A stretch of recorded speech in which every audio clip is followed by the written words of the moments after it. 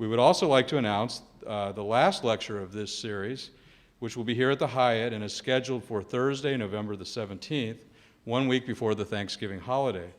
Entitled Creationism in Camouflage, the Intelligent Design Deception, the lecture will be presented by Dr. Keith Lockitch of the Ayn Rand Institute. Finally, we are pleased to announce that the Institute is again planning to offer an introductory course on Ayn Rand's philosophy, Objectivism. The course will meet weekly on Thursdays for 6 sessions from October 20th through December the 8th, with 2 weeks off, November 17th when we're having our last lecture series of the year, and also the following week on the 24th for Thanksgiving. The sessions will be taught by Dr. Brook, Dr. Ankar Gate, and other lecturers from the Institute's Objectivist Academic Center. If you're interested in the course and would like to receive more information, please stop by the information table in the back of the room where the bookstore is, and at the conclusion of the lecture, we'll be happy to give you more information on that course. Our speaker tonight is Dr. Brook, President and Executive Director of the Ayn Rand Institute. As a nationally recognized expert on current political events, including foreign policy issues such as terrorism and the Middle East conflict, Dr. Brook is regularly interviewed by the print, radio, and television media. He also lectures on terrorism and issues related to the Middle East at college campuses throughout the United States, including recent talks at Harvard, Columbia, Stanford, and NYU. Prior to coming to the United States, Dr. Brook served in the Israeli Armed Forces, including assignments as a member of the Israeli Army Intelligence. He was also an award-winning university professor at Santa Clara University before joining the Ayn Rand Institute in 2000. Tonight's lecture is entitled Neoconservatives versus America, a critique of U.S. foreign policy since 9/11. At the end of the lecture, Dr. Brook will be joined by Dr. Ankar Gate, resident fellow of the Ayn Rand Institute, for questions and answers from the audience. Excuse me, just questions from the audience.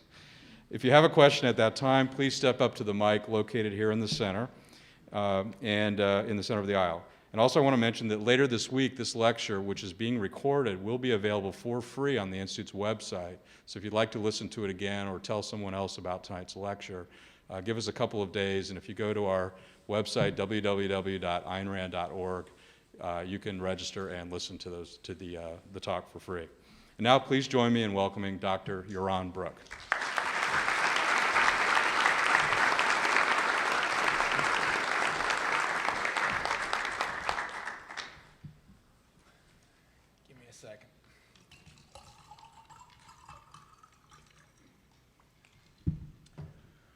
Thank you all, and good evening.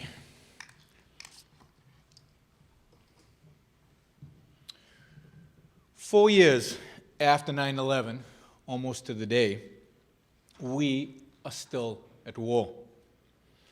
Every day, American soldiers are dying in Iraq and in Afghanistan, in suicide bombings and ambushes. The death toll exceeds 1,800 in Iraq, with many thousands injured. While generals complain of a shortage of troops in Iraq, the military is falling short of recruitment goals.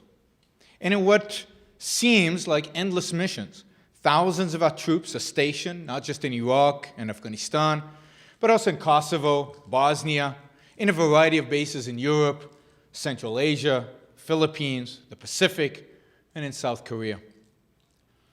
While our military is stretched thin, the danger is far from over. The future of both Iraq and Afghanistan remains at best uncertain. Bin Laden and many of his deputies remain at large. After the gruesome bombing on the London Underground this summer, it is clear that the enemy continues to plot new attacks. Just this weekend, a new video, apparently from Al-Qaeda, threatens attacks on Los Angeles and Melbourne, Australia. And as the Department of Homeland Security implies in its advertisements on terrorism preparedness, it is just a matter of time before one plot or another will succeed and more Americans will be slaughtered. I've now mentioned the financial cost of our extensive military operations. The missions in Afghanistan and Iraq, military spending and reconstruction efforts are costing hundreds of billions of dollars. While deeply enmeshed in these campaigns, America faces other looming threats. Iran is building nuclear weapons. Unlike the Soviets, the Iranian mullahs do not fear death, making their use of such weapons more likely. Meanwhile, North Korea is again saber-rattling, boasting about its nuclear weapon technology. Imagine the North Koreans' arrogance when they can prove they actually have nuclear bombs. Within 10 years, terrorists might have a range of sources from which to buy an atomic bomb to use against us. Russia, possessing the second largest nuclear arsenal in the world, seems to be sliding towards fascism.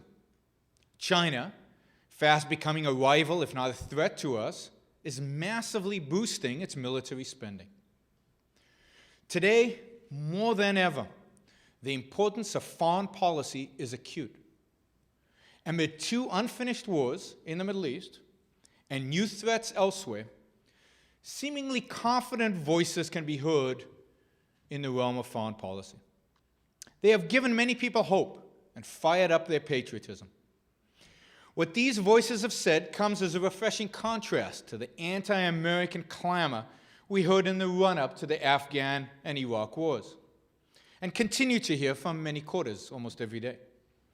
Proud of our nation's greatness, these intellectuals strike a bold, pro-American chord, which has resonated powerfully with the public. These intellectuals are the neoconservatives. Armed with a clear, articulate foreign policy, the neocons stepped into an intellectual void exposed after 9/11. The purely pragmatic Republican and Democratic realists, as they're called, who had been appeasing terrorists and the regimes that support them for decades, had no answers for September 11th. Nor did other conservatives, such as Pat Buchanan-type isolationists, who hopelessly call for pulling up the drawbridge to fortress America. Nor, of course, did the pacifist left. Filling this intellectual vacuum, neocons gained influence in the White House. They were well positioned, having come to dominate the intellectual life of the Republican Party. Now, not all the administration's policies adhere to the neocon vision, and many of the important decision makers are not purely neocons. Rumsfeld and Powell, for example, are not.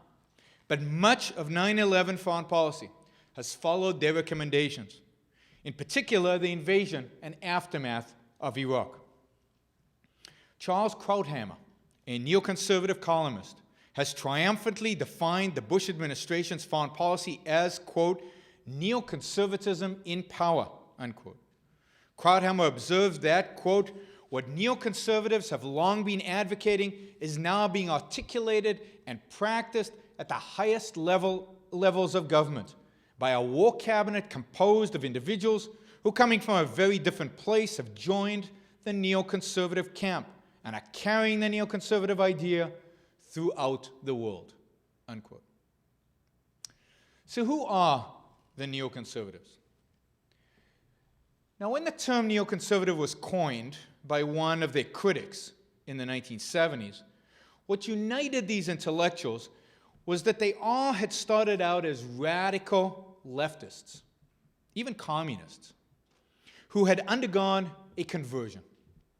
Initially, they became liberal anti-communists, and through the 60s, actively opposed the new left.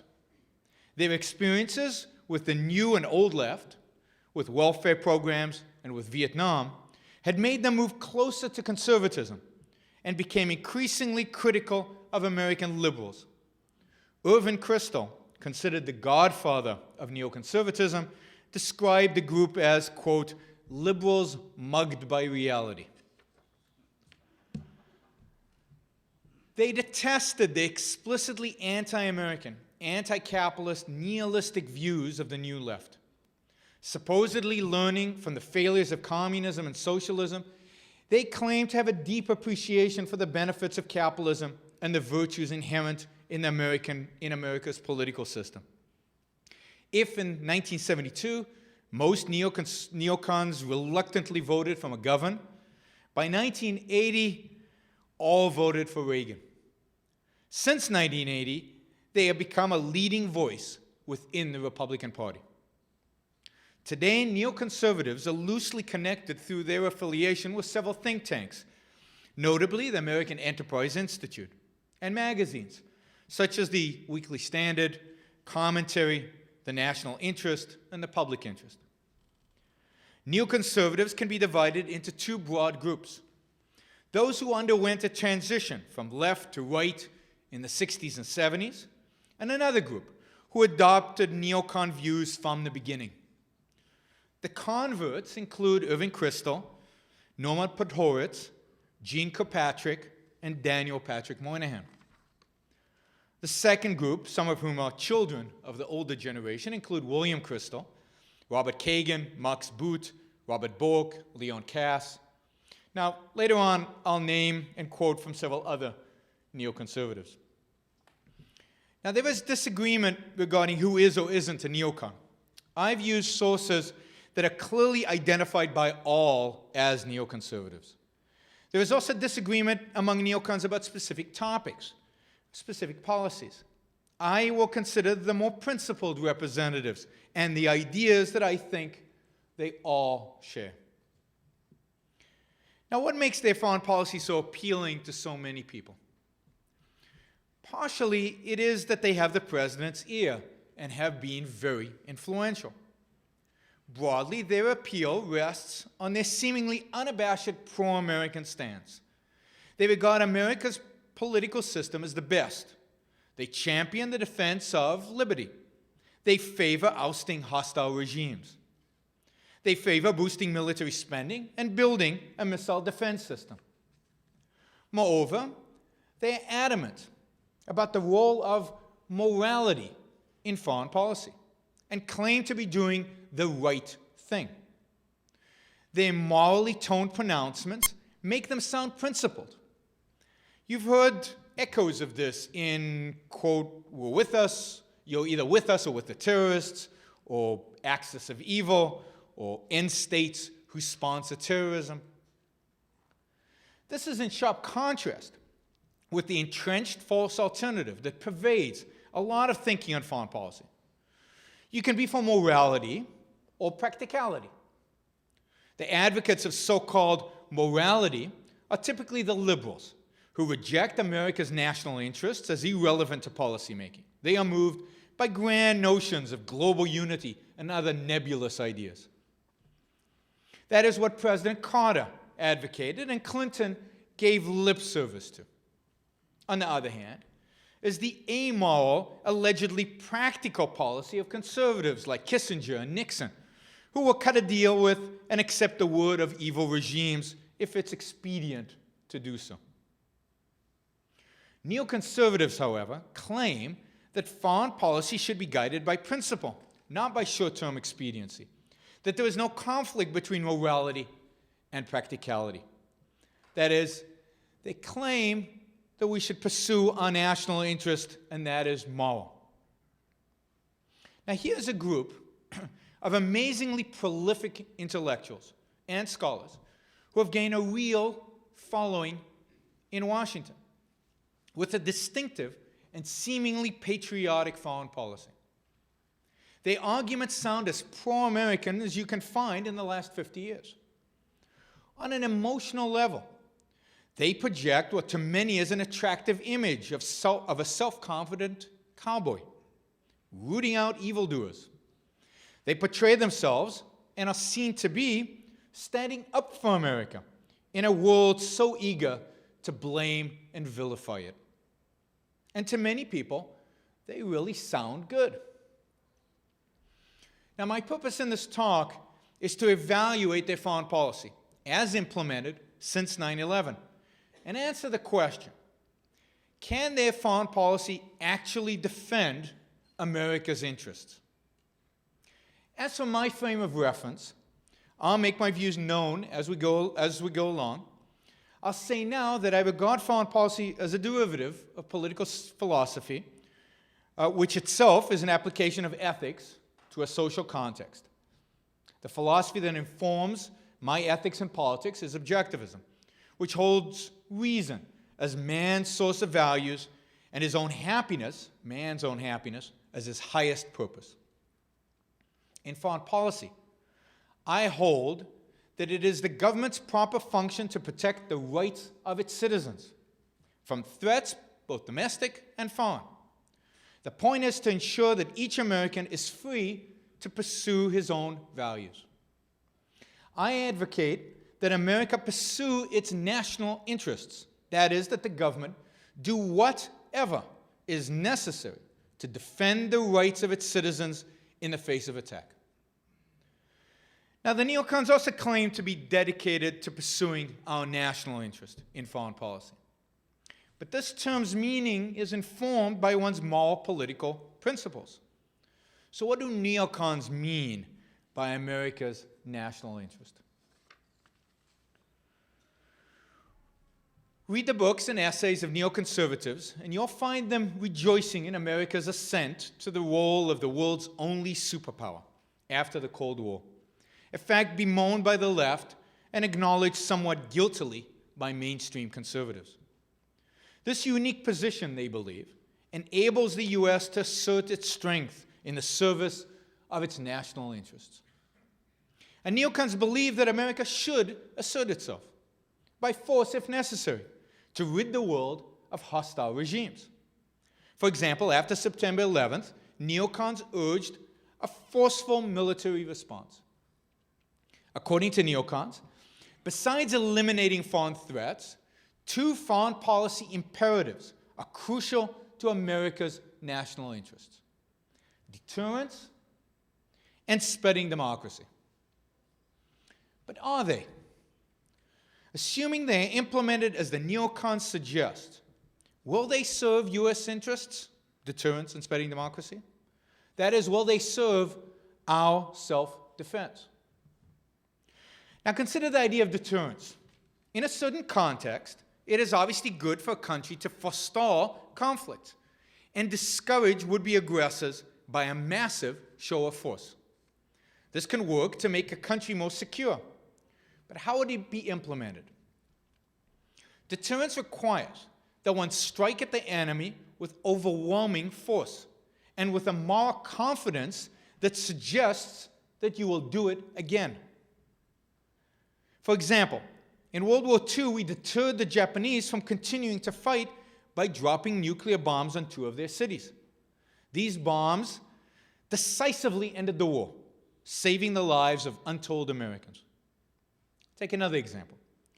Since 1979, Iran has funded and incited terrorist attacks against Americans, and for years has topped the CIA's list of the most active terrorist-sponsoring states.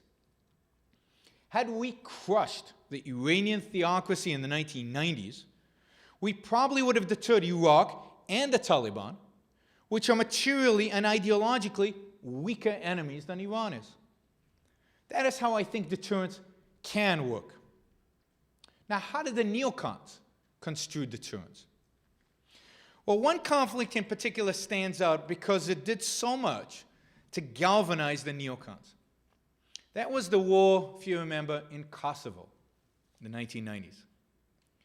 U.S. military intervention in Kosovo, they held, was justified because it served the purpose of deterrence. And most important, if done right, it would bring freedom, that is, liberal democracy, to the Balkans. At the time, the non-pacifist left predictably advocated U.S. involvement in this humanitarian disaster. Most conservatives disputed that any U.S. interests were at stake and urged President Clinton to stay out of the conflict. But the neocons rejected the conservative position as isolationist, representing a very narrow and short-term view of Americans' interests. Now, why did the neocons believe that such intervention would advance our national interests? Well, as you may recall, the conflict in the former Yugoslavia during the 1990s was a bloody ethnic war. Neocons believed that the warlord Slobodan Milosevic must be stopped. Their argument was, if the United States had acted decisively and with significant ground troops and bombing against Milosevic, if the U.S. had proved its willingness to depose Milosevic, there would have been two benefits. One, the lives of hundreds of thousands of Serbians and Kosovars would have been saved. Two, other dictators around the world, like Saddam Hussein, would hesitate to threaten the U.S. or their citizens. So this was deterrence. Now, was Milosevic a direct or immediate threat to U.S. lives, property, or national security? No. And that doesn't matter. The neocons would retort. Removing the tyrant from power and resolving the ethnic conflict in the Balkans would serve America's national interest by its deterrence effect on other tyrants who are or might become serious threats to the United States. In the short term, by spilling some U.S. blood in the Balkans, we could ensure a more peaceful world for America tomorrow. So we gain by it, after all, they claim. Now, why the neocons were so eager to intervene in Kosovo will become evident in a little while. But Kosovo didn't go the way the neocons had wanted, because Clinton was in office. But throughout the 1990s, they argued for military operations, again in the name of deterrence, in another country, Iraq. Here, they had a toehold on plausibility, because Saddam Hussein was suspected of developing weapons of mass destruction and was clearly hostile to the United States. He was also, they emphasized, a vicious dictator whose treatment of Kurds and others was horrifying. Ousting Saddam Hussein, the neocons argued, would deter Iran, Syria, and international terrorism. Now, after 9/11, neocons renewed their advocacy for a military strike against Iraq, and the White House adhered to a neoconservative battle plan. Now, has this war deterred our enemies? Observe Iran and Syria's utter contempt for American power. With the most powerful military force in the history of man at their doorsteps, Iran and Syria are undeterred. Iran continues to chase nuclear weapons technology and plays diplomatic games with the West, while both Iran and Syria aid militants in Iraq in killing U.S. troops. Iraq today is the worldwide epicenter of terrorism, rife with bomb factories and serving as a training ground for new recruits. However dangerous a threat Saddam Hussein's regime was, it pales in comparison to the mess that Iraq has become and where our soldiers are perishing daily. Neither Kosovo nor Iraq has deterred any of our enemies. Why? Deterrence requires targeting real threats and crushing them with massive force. Kosovo was a failure, not because Clinton was too soft, but because it was not even a plausible threat. Now, Iraq was a plausible threat, if only a minor threat relative to Iran. But being a minor threat, ideologically and materially, it could not serve as a deterrent for a much stronger country like Iran. Picking a weak adversary to beat up on does not deter the bully. Instead, it emboldens him because he concludes that you're not strong enough or morally courageous enough to go after him. Moreover, rather than mounting a shock and awe campaign in Iraq, from the outset, our forces were constrained by Washington, whose real purpose was evidently to establish a democracy in Iraq. Hence the delicate bombing to spare the country's infrastructure. Hence the spectacle of our troops being made to tiptoe around holy shrines and risking their lives to rebuild sewer systems, open schools, and guard voting booths, all to curry favor with the Iraqis. Now this brings us to the neoconservatives' advocacy of spreading democracy, a policy they claim that benefits the U.S. in the long run. Does it? Neoconservatives note that the surface of the globe is crawling with dictatorships of various stripes, totalitarian governments and autocratic monarchies, regimes, which are potentially or actual threats to America. Our national interest requires not only that we topple dictatorships, we ought to finish the job by erecting solid liberal democracies in their place. Now, by this term, they mean a system with democratic voting, some minimal protection of rights, and an economy with some freedom and some government controls.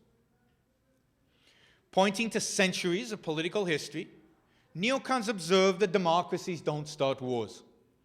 They tend not to ally themselves with regimes hostile to America, and they seldom, if ever, commit atrocities, summary executions, genocide, for which dictatorships are notorious. The more liberal democracies in the world, the safer America will be in the long run. That is the argument.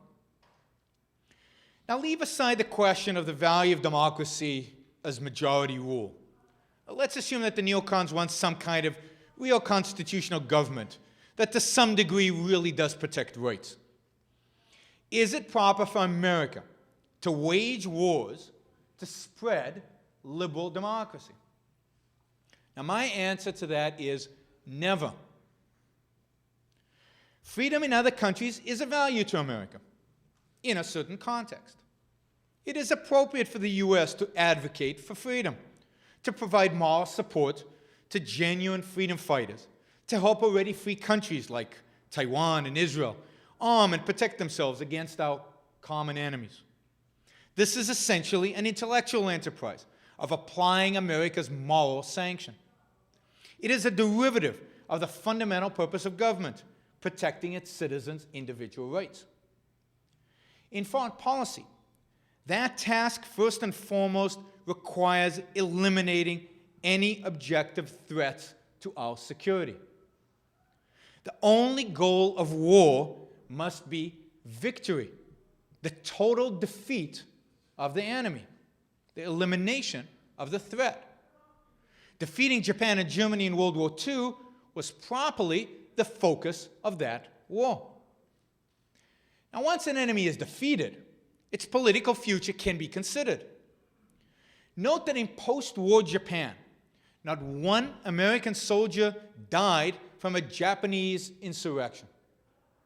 If such an insurrection had arisen, I have no doubt that General MacArthur, who administered occupied Japan, would have crushed it ruthlessly and only then engaged in political reform. Of course, making fundamental changes quickly to a country's culture and political system is probably only possible after that culture's complete and thorough defeat and humiliation. What the neoconservatives advocate, however, is something else entirely. They are for spreading democracy as the primary, in fact, as a substitute for destroying hostile forces.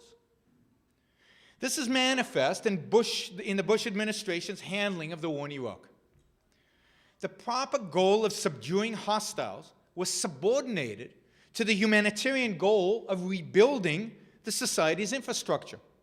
Witness the frenzy a year ago to hand over authority to an interim Iraqi leadership. Witness the headlong rush in January to hold representative elections. Observe that we hear only about liberating Iraq, not about crushing our enemies. Neoconservatives insist that a democratic Iraq will serve as an exemplar, and so freedom will somehow sweep across the Middle East. Now, this is sheer fantasy. Politics, as Ayn Rand observed decades ago, is not a starting point, but an end product of one's deeper moral, philosophical premises. To achieve the value of freedom and economic success, one must have a specific type of political system, one that respects individual rights, which can only come into existence and survive if it is based on individualism, which in turn can ultimately only survive if based on the right ethics and on a rational view of man's fundamental nature. It is precisely this kind of intellectual foundation that the Iraqis lack. While we hear ad nauseum about the rights of various Iraqi minorities, Kurds, Shiites, and tribal groups, have you heard a peep about the rights of the smallest minority, the individual? A glance at the draft Iraqi constitution is enough to see that it is a mass of contradictions that makes a mockery of individual rights, while laying the groundwork for a collectivistic, perhaps theocratic state. Now that should come as no surprise. Iraqis, like so many people in the Middle East, hold philosophical values that in fact contradict the base of political freedom. For them, the individual is defined by and owes his loyalty to his membership in some group. Observe who ran for elections. There was a spectrum ranging from advocates of secular collectivistic ideologies, communists and Baathists, to those defined by bloodlines, such as Kurds and Turkmen, to members of various religious sects, like Shiites and Sunnis. Government for them is not a means of protecting rights, but a tool for dominating over the lives of others. Observe the unconcealed and appalling power grab among the tribal leaders as they drafted a new constitution for Iraq. This portends a resumption of tribal and sectarian strife, as the group in power seeks to extract its revenge for some long-ago blood feud. Now you might ask, isn't it enough for a country to have decent political institutions, even if it lacks the proper philosophical framework? The answer is no. Contrary to what the neoconservatives might argue, even the best political institutions, including a formal, good constitution, cannot on their own safeguard freedom. You can see this in the history of the United States, the first nation deliberately founded on the principle of individual rights. To protect rights, the Founding Fathers wrote a magnificent constitution and created a brilliantly integrated system of checks and balances to curb the power of the state. And yet today, Americans increasingly act, live, and own property, not by right, but only by permission of government bureaucrats. Just try applying for a business license, or consider they have a growing maze of regulations that businesses contend with, or consider the recent decision by the Supreme Court in the Kellogg case that totally eviscerates property rights. The gradual erosion of rights happened because this nation lacks the proper moral philosophy to sustain its political system.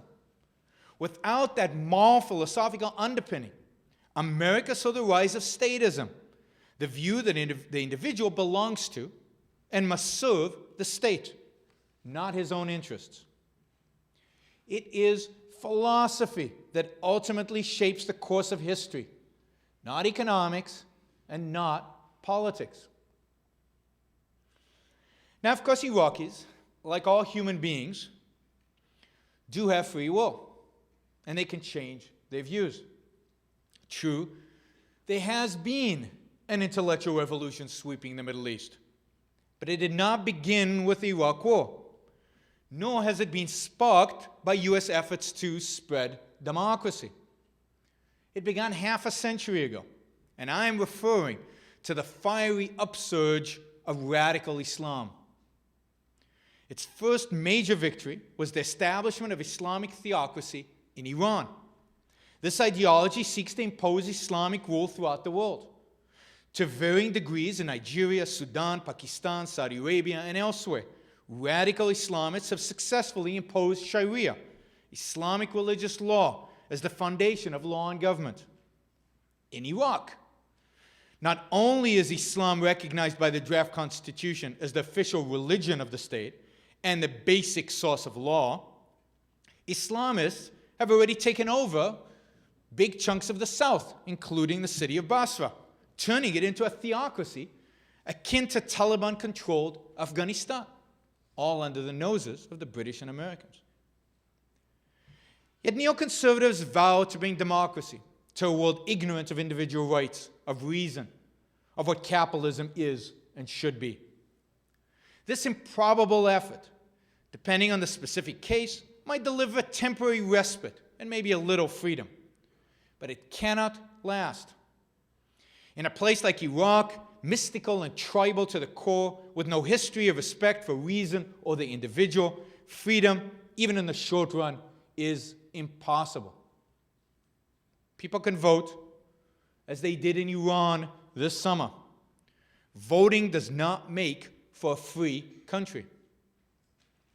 As Ayn Rand noted regarding Vietnam, quote, "The right to vote is a consequence, not a primary cause of a free social system, and its value depends on the constitutional structure implementing and strictly delimiting the voter's power.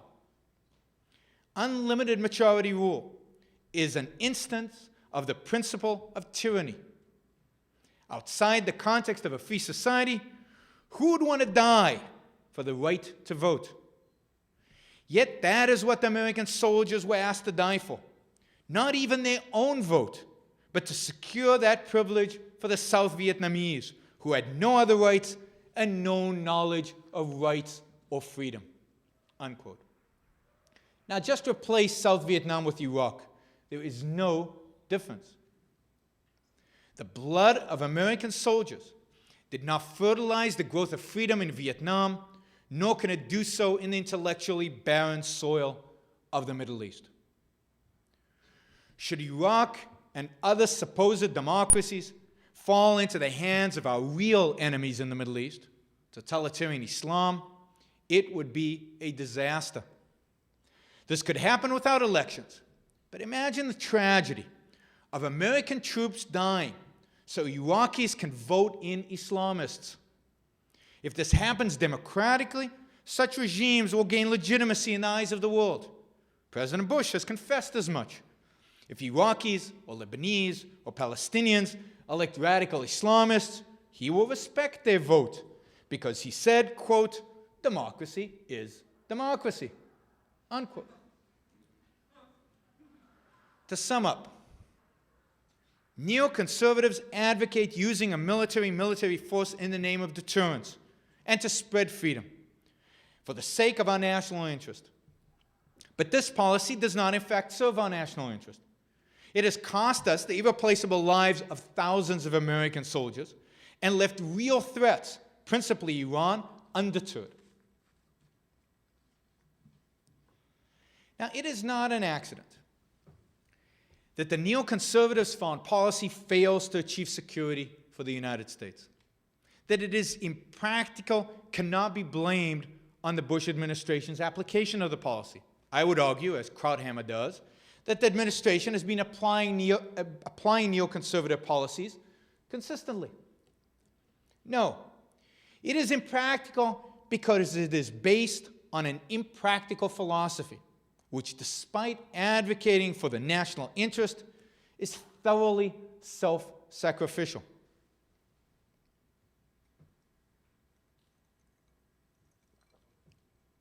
Now, we call the neoconservatives' advocacy of military intervention in Kosovo.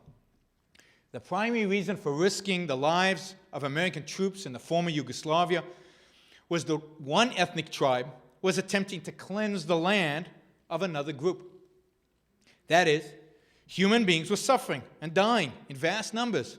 It was a humanitarian disaster. This imperative surfaces repeatedly as a theme running through neoconservative writings. For example, many neocons supported our intervention in Somalia and objected when we left. Some of them regret that the U.S. did not send troops to prevent the horrific massacres in Rwanda. And today they are calling for U.S. intervention in Sudan or in any place in the world where there happens to be a massacre. As Robert Kagan and Vance Serchuk explained, quote, "Unfortunately, Sudan's barbarity almost certainly will continue in the absence of effective action and U.S. leadership. The failure of world nations to force Sudan to change its behavior is merely the latest reminder of a fact we should have learned since the end of the Cold War, in the Balkans, in Rwanda, and in Iraq." They continue, quote, "For months it has been obvious that stopping Sudan's campaign in Darfur will require putting several thousand foreign troops on the ground. It has been obvious that some of these troops will have to be Americans," unquote. Such interventions are, of course, pitched as advancing U.S. interests. observing this connection how Iraq and Afghanistan were initially sold as self-defense wars with some plausibility. But the alleged goal of serving U.S. interests and implying deterrence to neighboring hostiles was indeed a fig leaf. And having served its purpose, the fig leaf has been discarded. The neocons, along with the Bush administration, celebrate the humanitarian angle of rebuilding these nations. In their book, An End to Evil, David Frum and Richard Pearl extol the American people's response to September 11th. Quote, "They have fought 2 campaigns on the opposite sides of the globe, saving millions of Afghans from famine and the nation of Iraq from tyranny." Unquote. It is not surprising that both wars have become long-term commitments to the new regimes, with Americans as peacekeepers and food suppliers. We went to war not to protect America, but to mount Operation Iraqi Freedom, to liberate the Middle East. For neoconservatives, American humanitarian intervention is a moral obligation. In a book selling the Iraq War, before the war, Kaplan and Crystal write, quote, "America cannot escape its responsibility for maintaining a decent world order. The answer to this challenge is the American idea itself, and behind it is the unparalleled military and economic strength of its custodian." Unquote. The United States has a duty to protect the poor, the suffering, the downtrodden. Why? Because of its strength, its virtue, its wealth. As Max Boot, former editor of the Wall Street Journal editorial page, writes, after all, quote, "Why not use some of the awesome power of the U.S. government to help the downtrodden of the world, just as it is used to help the needy at home?" Unquote. Now, this, in essence, is global welfare. Now, do you protest that this requires imperiling countless American lives, that no real U.S. interest is thus served? Again, to quote Max Boot, who offers a revealing answer, quote, "It is a curious morality that puts greater value on the life of even a single American pilot, a professional who has volunteered for combat, than on hundreds, even thousands of Kosovo lives." Now, did you catch that monstrous statement? On this vicious premise, American lives, if they're soldiers, are disposable. It is immoral to value our lives more than the needs of the poor Kosovars. Now, the same premise underlies the neoconservatives' flippant observation that Iraq has so far cost us a trivial 1,800 U.S. lives. The implication being that the plight of Iraq justifies spilling rivers of American blood, that we should be willing to keep adding zeros to the end of this death toll.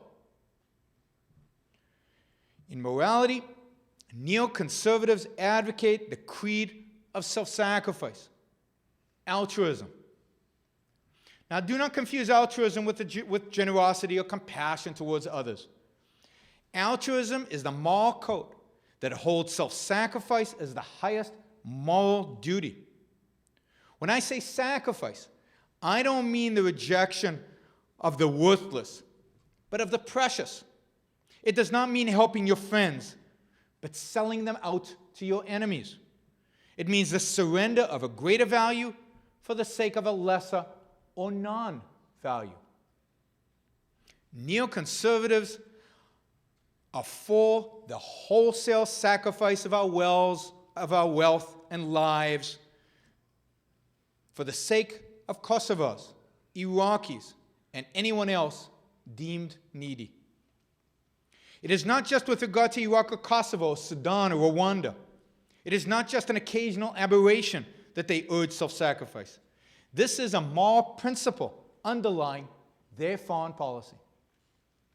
As one neocon scholar has observed, quote, "Americans had nothing to gain from entering Vietnam. Not land, not money, not power. According to the neoconservatives, the American effort in Vietnam was a product of one of the noblest traits of the American character: altruism in the service of principles, unquote. Sacrifice, however, cannot be sold to the American people at face value. They would find a blatant call to selfless service repugnant. Instead, neoconservatives seek to smuggle in their altruism by making it seem beneficial to the victim, the American people. This is why they invoke the national interest, because it suggests that there is some practical benefit to us.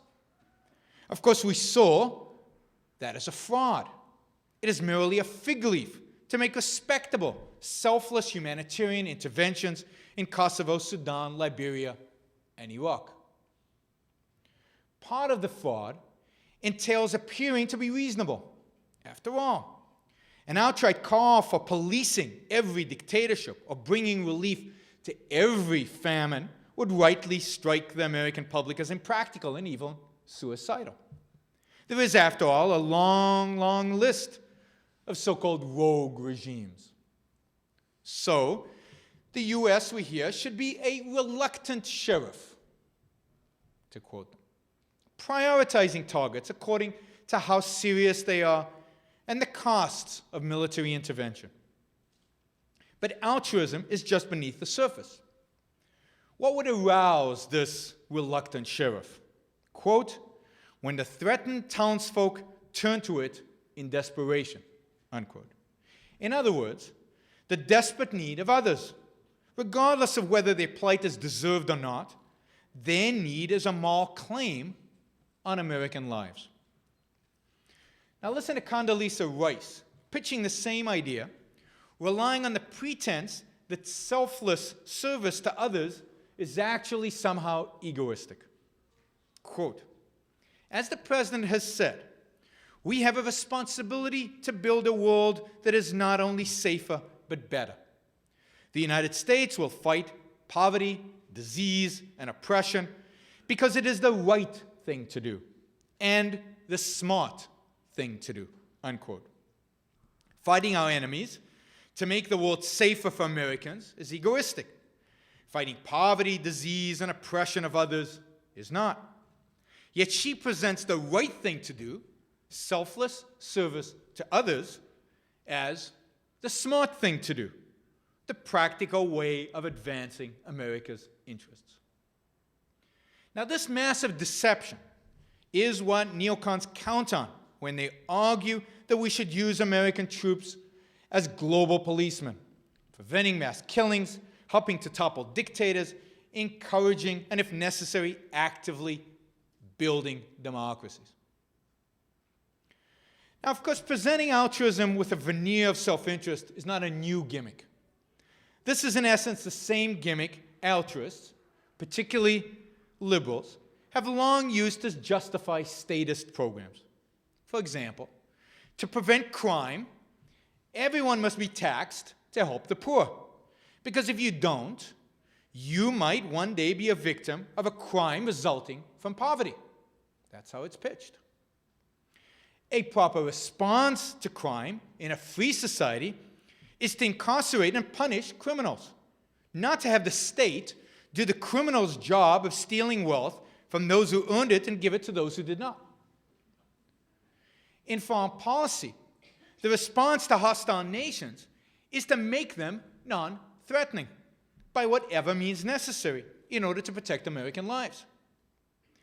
Now, I would add that flushing millions of dollars down the welfare sewer is less heinous a moral crime than sacrificing our troops' lives in an attempt to install democracy across the globe.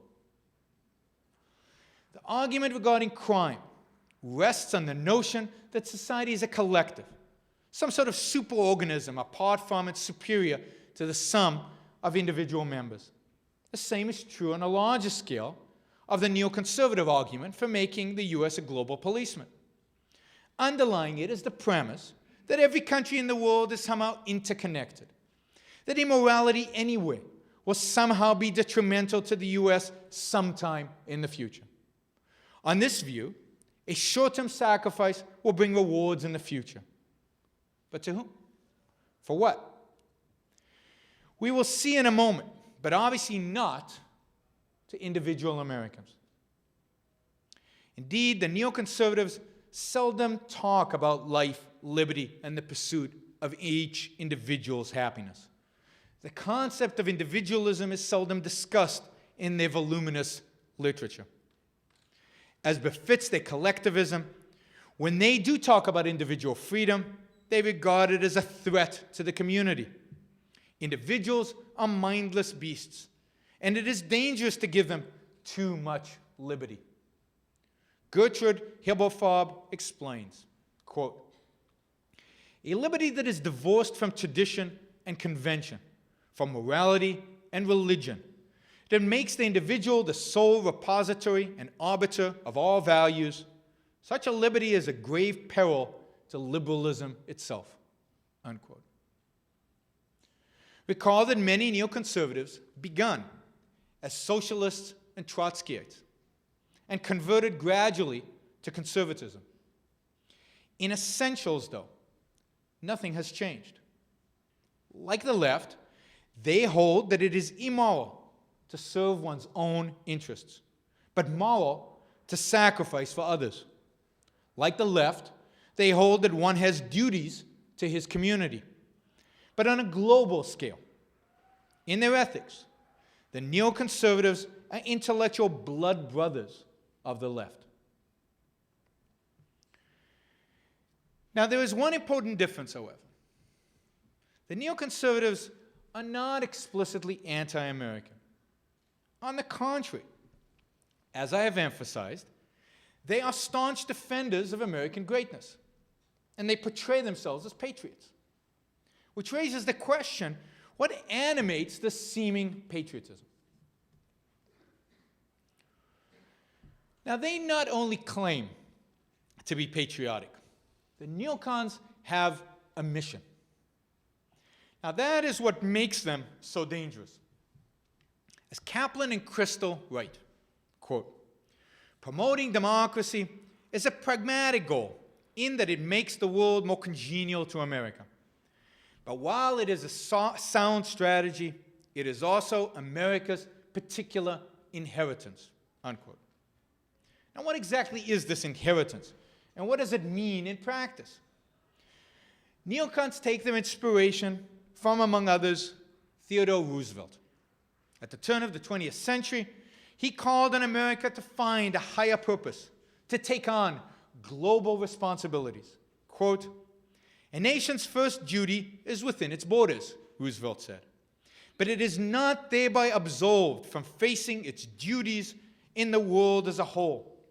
And if it refuses to do so, it merely forfeits its right to struggle for place among the people that shape the destiny of mankind." Unquote. For neocons, America's, quote, "sense of responsibility to a world community beyond our own borders is a virtue," unquote. As William Bennett has written, quote, "We will need a president who can summon Americans to meet their great destiny as a people, who can appeal to their unique sense of idealistic patriotism and inspire them to engage in present sacrifice when necessary to promote future security," unquote. War, a mission to bring freedom to the world, will inspire the American people, imbue them with national pride. Quoting William Bennett again, "American global leadership based on American principles reinforces our commitment to common, ancient, honorable ideals and reminds us of who we are," unquote. By accepting, quote, "our great destiny as a people," unquote, according to neocons, by embracing our national inheritance, America would be lifted, quote, "into a place of honor among the world's great powers." Now, this seeming love of country is intoxicating to many Americans who truly value this nation. Neocons thus have the means to rally mass support for their vision, and this is what makes them so dangerous. Now, what facts of reality give rise to the concept of an American inheritance or an American destiny? The term has no rational meaning. A society is merely a collection of individuals. A nation can have no goals. Only individual citizens do. A destiny is an inevitable fate that is ordained, determined, imposed by forces outside one's control. Accepting a destiny means recognizing and obeying whatever force is supposedly in charge, not yourself.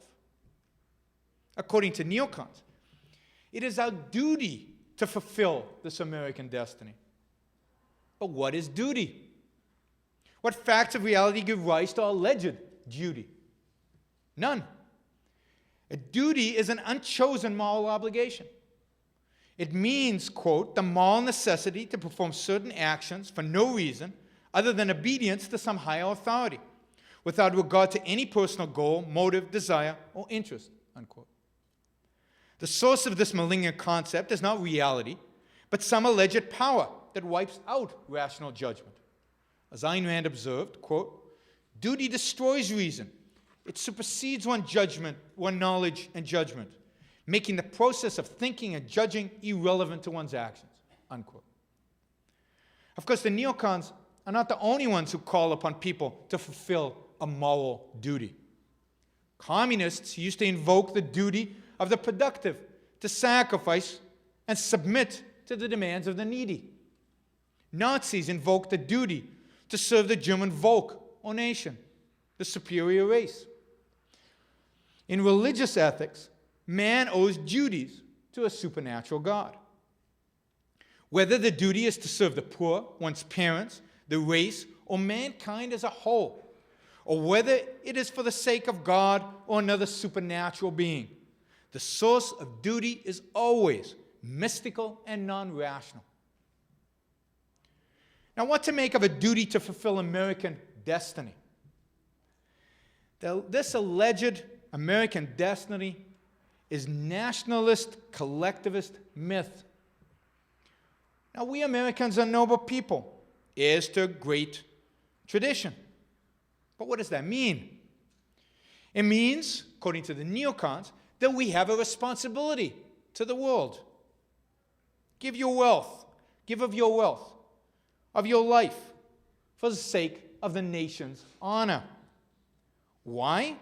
Because it is your duty to help fulfill our world historical destiny. Now, this, in essence, is a fascist call for sacrifice in the name of the state, with a mystical ideal, destiny, as the motivator. It is a demand for nationalist submission, in fact, cloaked in appearance of upholding individual freedom. The goal of inspiring the populace with an unquestioning nationalist zeal flows directly from the neoconservatives' collectivism.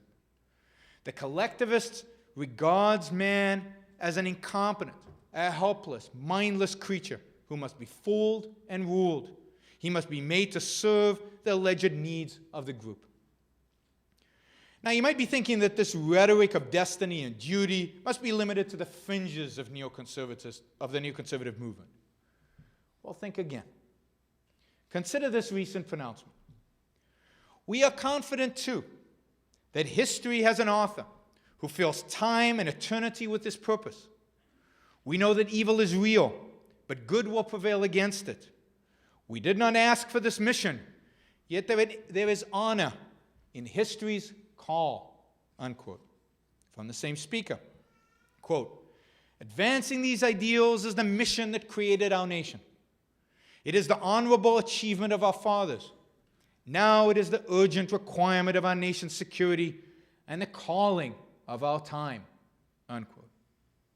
Speaker, of course, is President George W. Bush, who is shameless about his religious faith. He replaces American destiny with a religious calling. Now, although religion does not come up explicitly in the neocons' discussion of foreign policy, their writings lean heavily on religion. It is central to their intellectual outlook. For them, religion is the means of ordering society, of inducing men to be moral, of creating a stable world. I'll let the godfather of neoconservatism, Irvine, explain this point. He writes, quote, it is crucial to the lives of all our citizens that they encounter a world that possesses transcendent meaning in which the human experience makes sense. Unquote. In other words, people need a transcendent destiny, a religious calling, to give their life meaning. One of the philosophical inspirations for the neoconservatives, Reinhold Niebuhr, a theologian, writes, quote, "Religious ideas and traditions are the ultimate sources of the moral standards from which political principles are derived. In any case, both the foundation and the pinnacle of any cultural structure are religion." Unquote. The neoconservatives may have discarded communism and socialism as impractical, but they did not renounce communism's moral premise. They claim to be pro-capitalists who cherish America, but not because it is the system, capitalism, the system of individualism and egoism. They want to harness America's unequal economic political power as a practical means to their altruistic ends, making the able, prosperous, productive sacrifice for the sake of the weak, poor, needy of the world. The justification for this is not Marx's historical determinism, but another alleged mystical force, religion. It is religion that imposes a duty on America to fulfill its nationalist destiny. When neocons talk of boosting the greatness of America, a purpose that resonates with many people, they mean enforcing America's destiny. That is, enforcing a supposed moral duty to self-sacrifice. Like communists who foisted their ideological yoke on country after country, and like religious zealots who imposed the word of God on others, some neocons, now granted a minority, have called for the establishment of a U.S. empire. This empire would require stationing U.S. troops all over the world to safeguard peace and ensure American dominance. It would also increase our ability to encourage, peacefully or by force, regime change and democracy. Some neocons contend that we already are a de facto empire, with upteen, far-flung military outposts, and call for the administration and the American people to embrace this.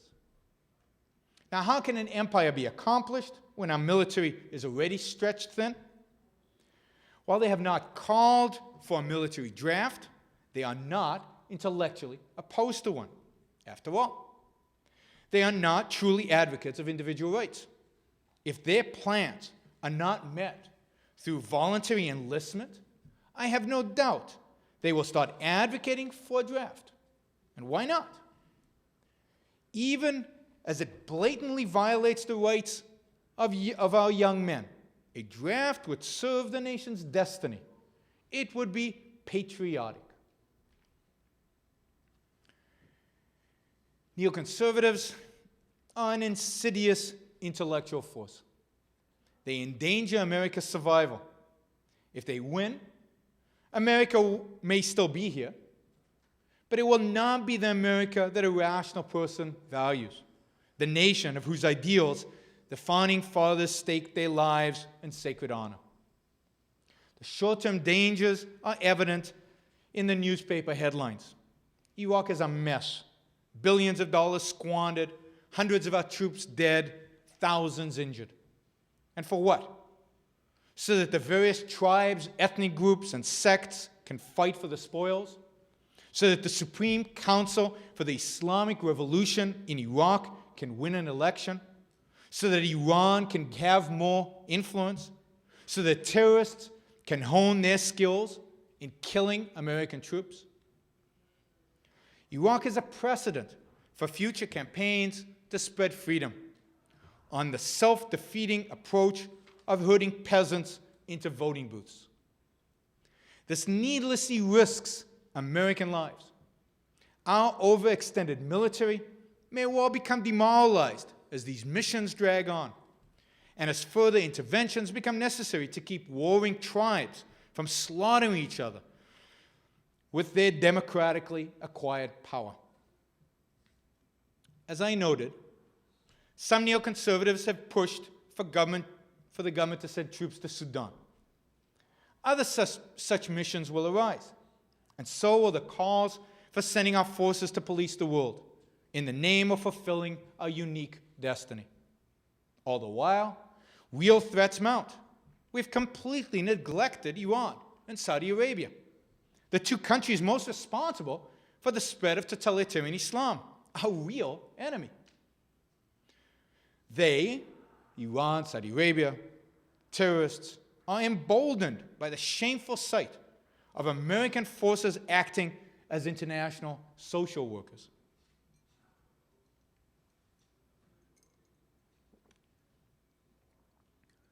Turning to the long term, the dangers are enormous. Neoconservatives cash in on the remnants of America's self-confidence and patriotism. Americans, justly, rejected the nihilism of the radical left. Americans do not believe we are as evil as the terrorists, that our soldiers are monsters, that war is always wrong, and that we are an immoral country. Neoconservatives count on the appeal of a self-assertive foreign policy. They portray themselves as patriots.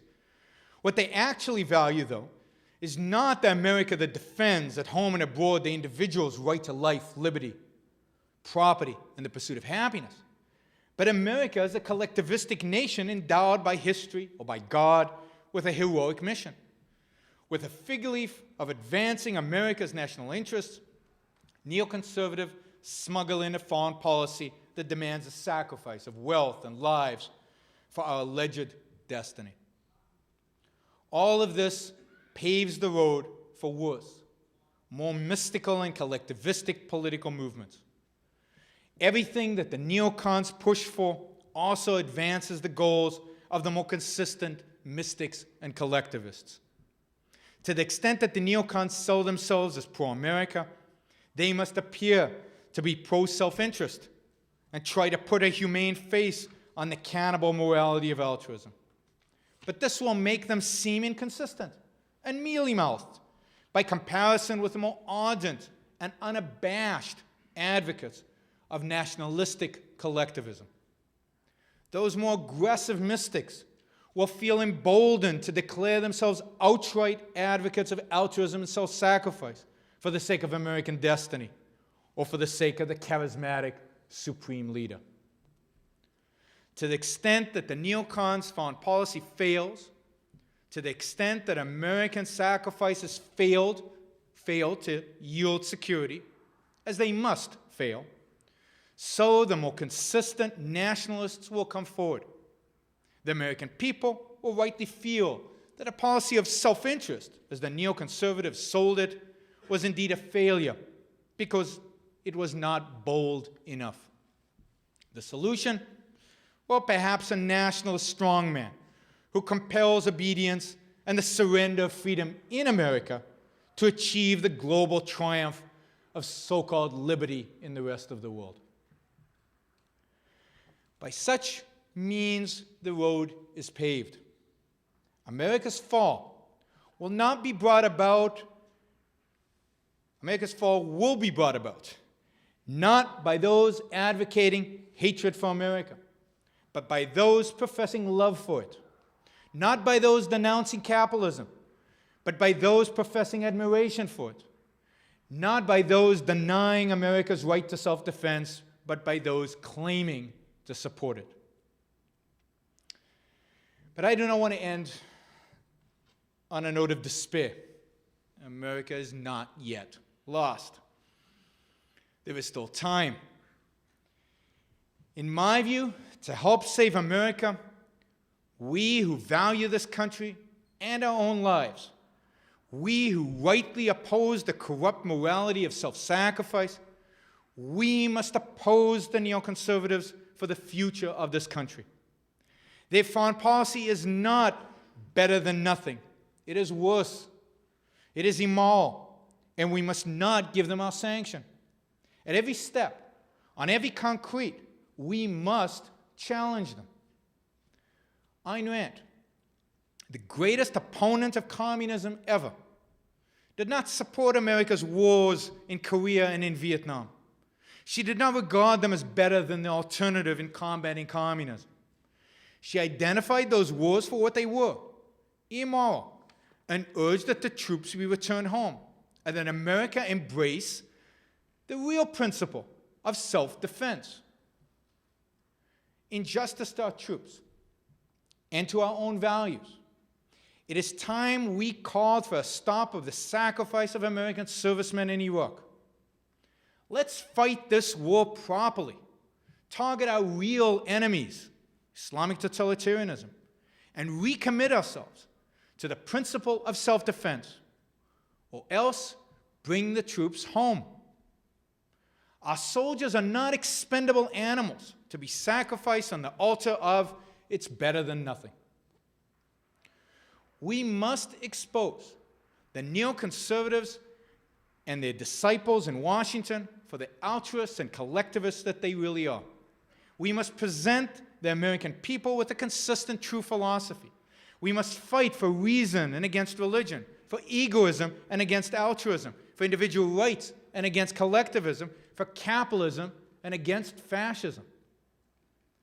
Now, such a philosophy exists, and you know its originator, Ayn Rand. If you desire to save America, you will find the necessary ammunition in her books.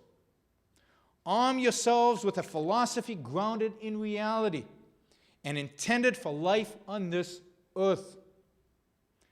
The neoconservatives win by default and deception. We have reality on our side.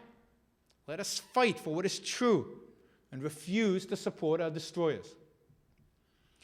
America does not have a destiny. Its future lies in the choices we, in this room, make in our success in the battles we face. Thank you.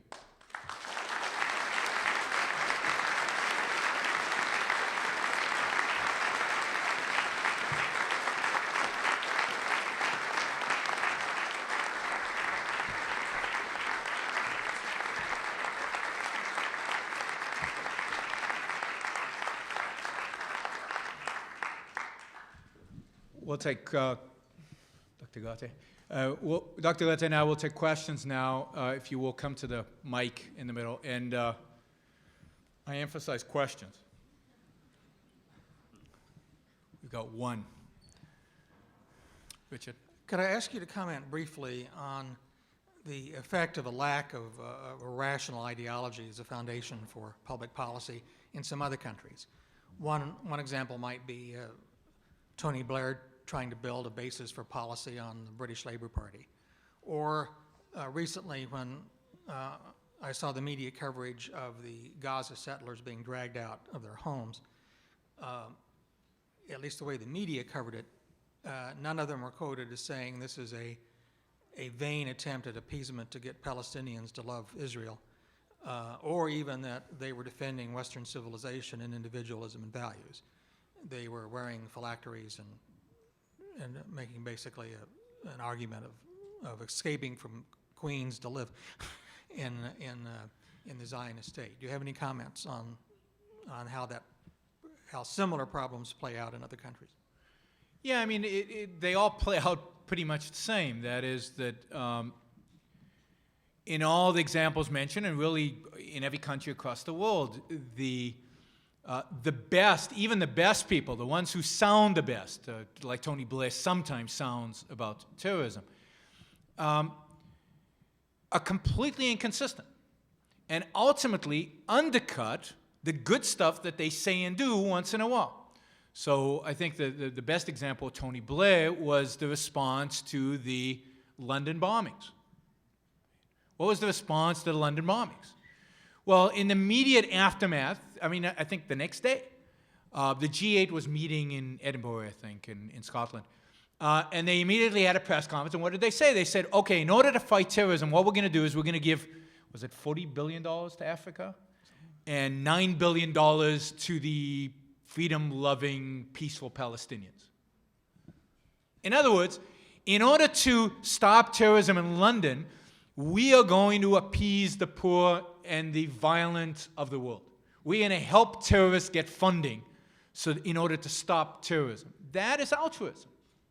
We're going to take the hard-earned wealth of our citizens and dish it out to the Hamas, which is where it's going, in order to stop terrorism. Now, those are the kind of contradictions that are inevitable when you hold a false morality and a false political philosophy.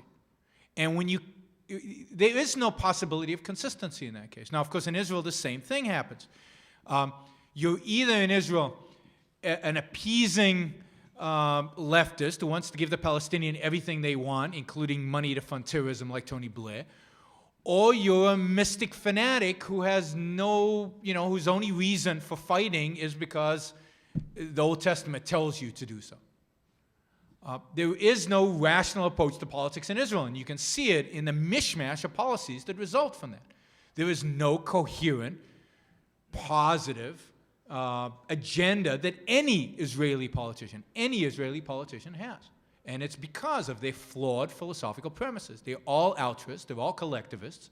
How do you fight Palestinian collectivism with Israeli collectivism? Well, you can't. In spite of the fact that the Israelis are better, they respect individual rights more, they are peaceful, they are black, they are white as compared to the Palestinians black in terms of a contrast, that white is suicidal. It turns itself, I guess, into red by committing suicide because of a lack of a coherent, rational, consistent philosophy. And therefore, every free country without such a philosophy is destined, here's destiny, to deteriorate and ultimately to commit suicide, unless the philosophy changes.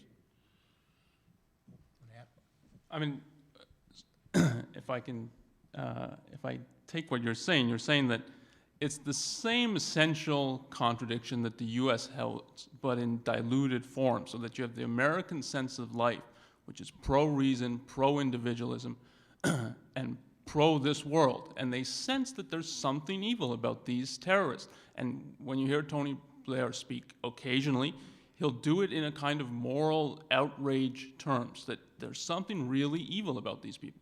But they can't advocate the good. The moment he has to say, well, what are we going to replace it with? Well, we're going to replace it with altruism. We're going to replace it with aid to Africa, aid to the Palestinians, etc. So it's the same, it's in diluted form because they're still Westerners. And to the extent that the British, the Israelis are still Westerners, they have some inkling that there's something good about reason, there's something good about freedom, there's something good about individualism. But they have no intellectual or moral voice with which to defend that. And they can't have it absent objectivism, I think. And therefore they don't act based on it. So it's a voice, and then the actions contradict that remnant of a sense of life that they have. Dr. Brook, you talked about the cost of this global democracy in terms of dead US soldiers and billions of dollars. But can you quantify that more to the individual American, what this is going to cost them in the next, say, 10 years in reality? Because I haven't read anything about that. What's it going to cost for an individual American in the next 18 years? I cannot put a dollar sum, but it's a huge dollar sum for every individual American. But it's much more than that. It's going to cost us our children. I mean, it's going to cost us freedom in this country. But it's going to cost us the lives of our children. It's going to cost us huge amounts of money, and therefore it's going to cost us in our standard of living. But ultimately, it's going to cost us freedoms. I mean, look at the Patriot Act, which in many ways places huge restrictions on our individual rights. Now, it would be okay in an emergency for a period of time where war is fought, and then it's repealed after the war. But this war has been set up in such a way that it's never going to be over. I mean, President Bush has said this war will never be won. Therefore, the Patriot Act, and I fear for much worse than the Patriot Act coming down the pike, because they're not willing to fight a war that is winnable. And therefore will suffer Patriot Act-like violations of rights for the indefinite future, for maybe forever. Hopefully not.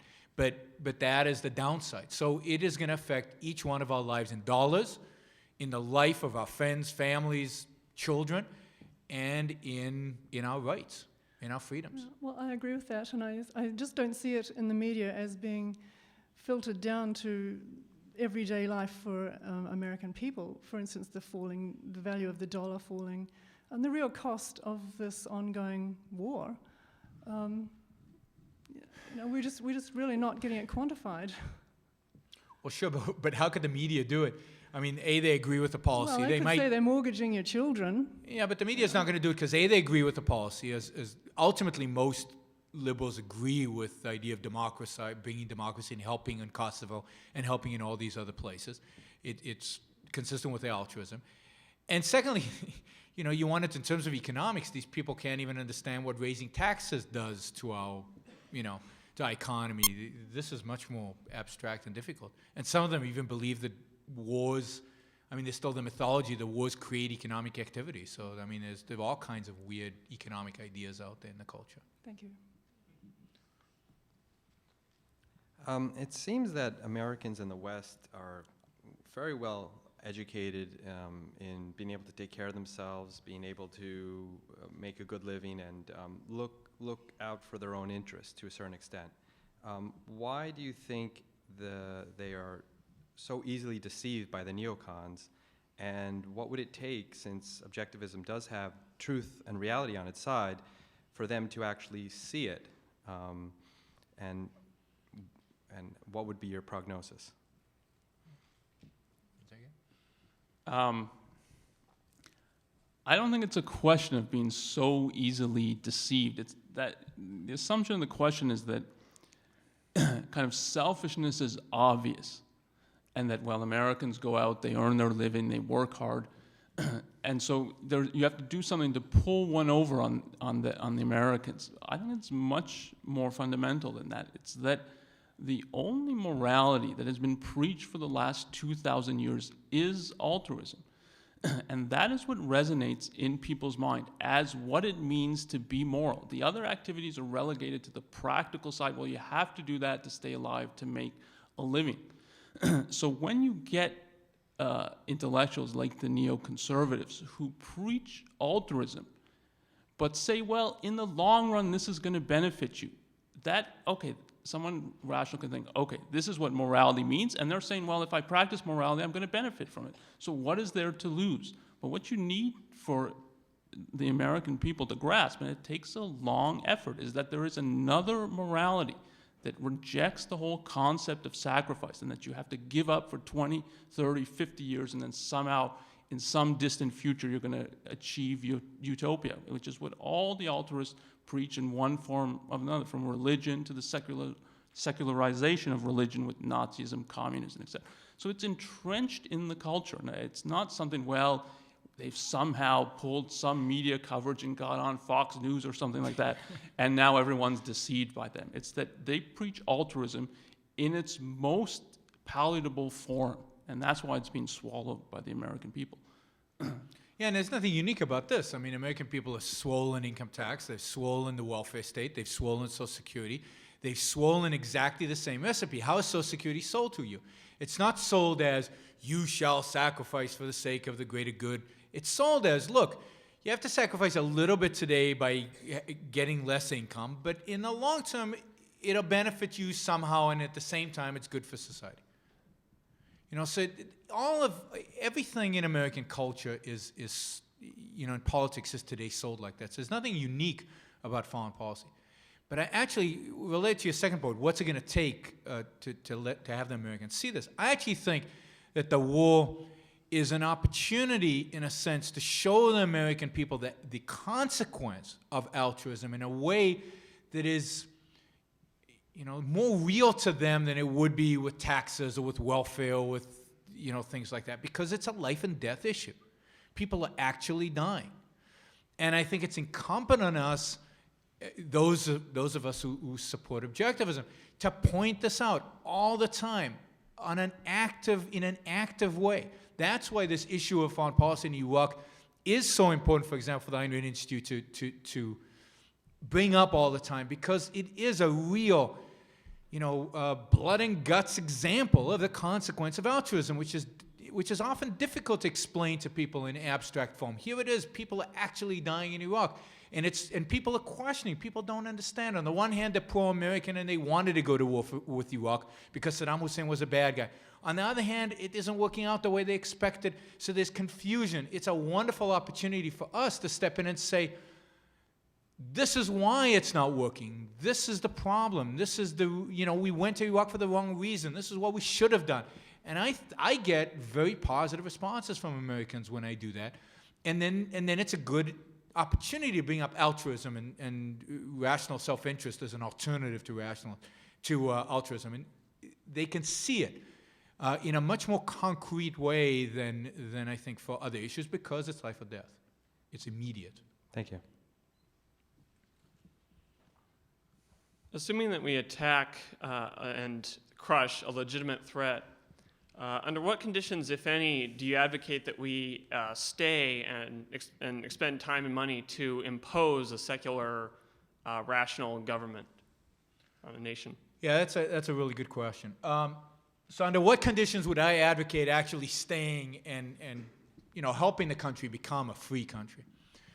And I think that as you said, I think that a necessary step, assuming, is to crush the culture, to humiliate it, to make it clear and obvious to it that it is a failure and that it needs to look elsewhere for solutions. The second is there has to be some reason to think that this culture is open to reason and individualism, or some sense of individualism. There has to be something in the culture that is pro-reason. Or there has to be some pattern in its history that suggests that they're interested in pursuing reason. So take, for example, Japan. Japan, when we defeated it, was a pretty impressive industrial power. It built the most powerful aircraft carriers and military machinery known to man, before they attacked Pearl Harbor and got us really mad, and we started building even better ones. But up to that point, they built stuff. They had a real industry. They had a real economy. And why?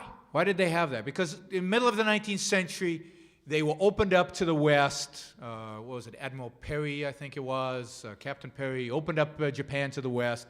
And they started taking Western values. They introduced Western schooling. They introduced Western industry. They even had, during periods in the 19th century, elements of political freedom in them. Now, I'm not an expert in Japanese history, but you can tell there must have been something about Japan that allowed people to be free enough at least to create the kind of stuff that they built in the 20s and 30s and 40s that led up to the war. Okay? And then they were taken over by maybe a more ancient tradition in Japan, which is military kind of imperialism. The same in Germany. Germany had a certain culture pre-World War II.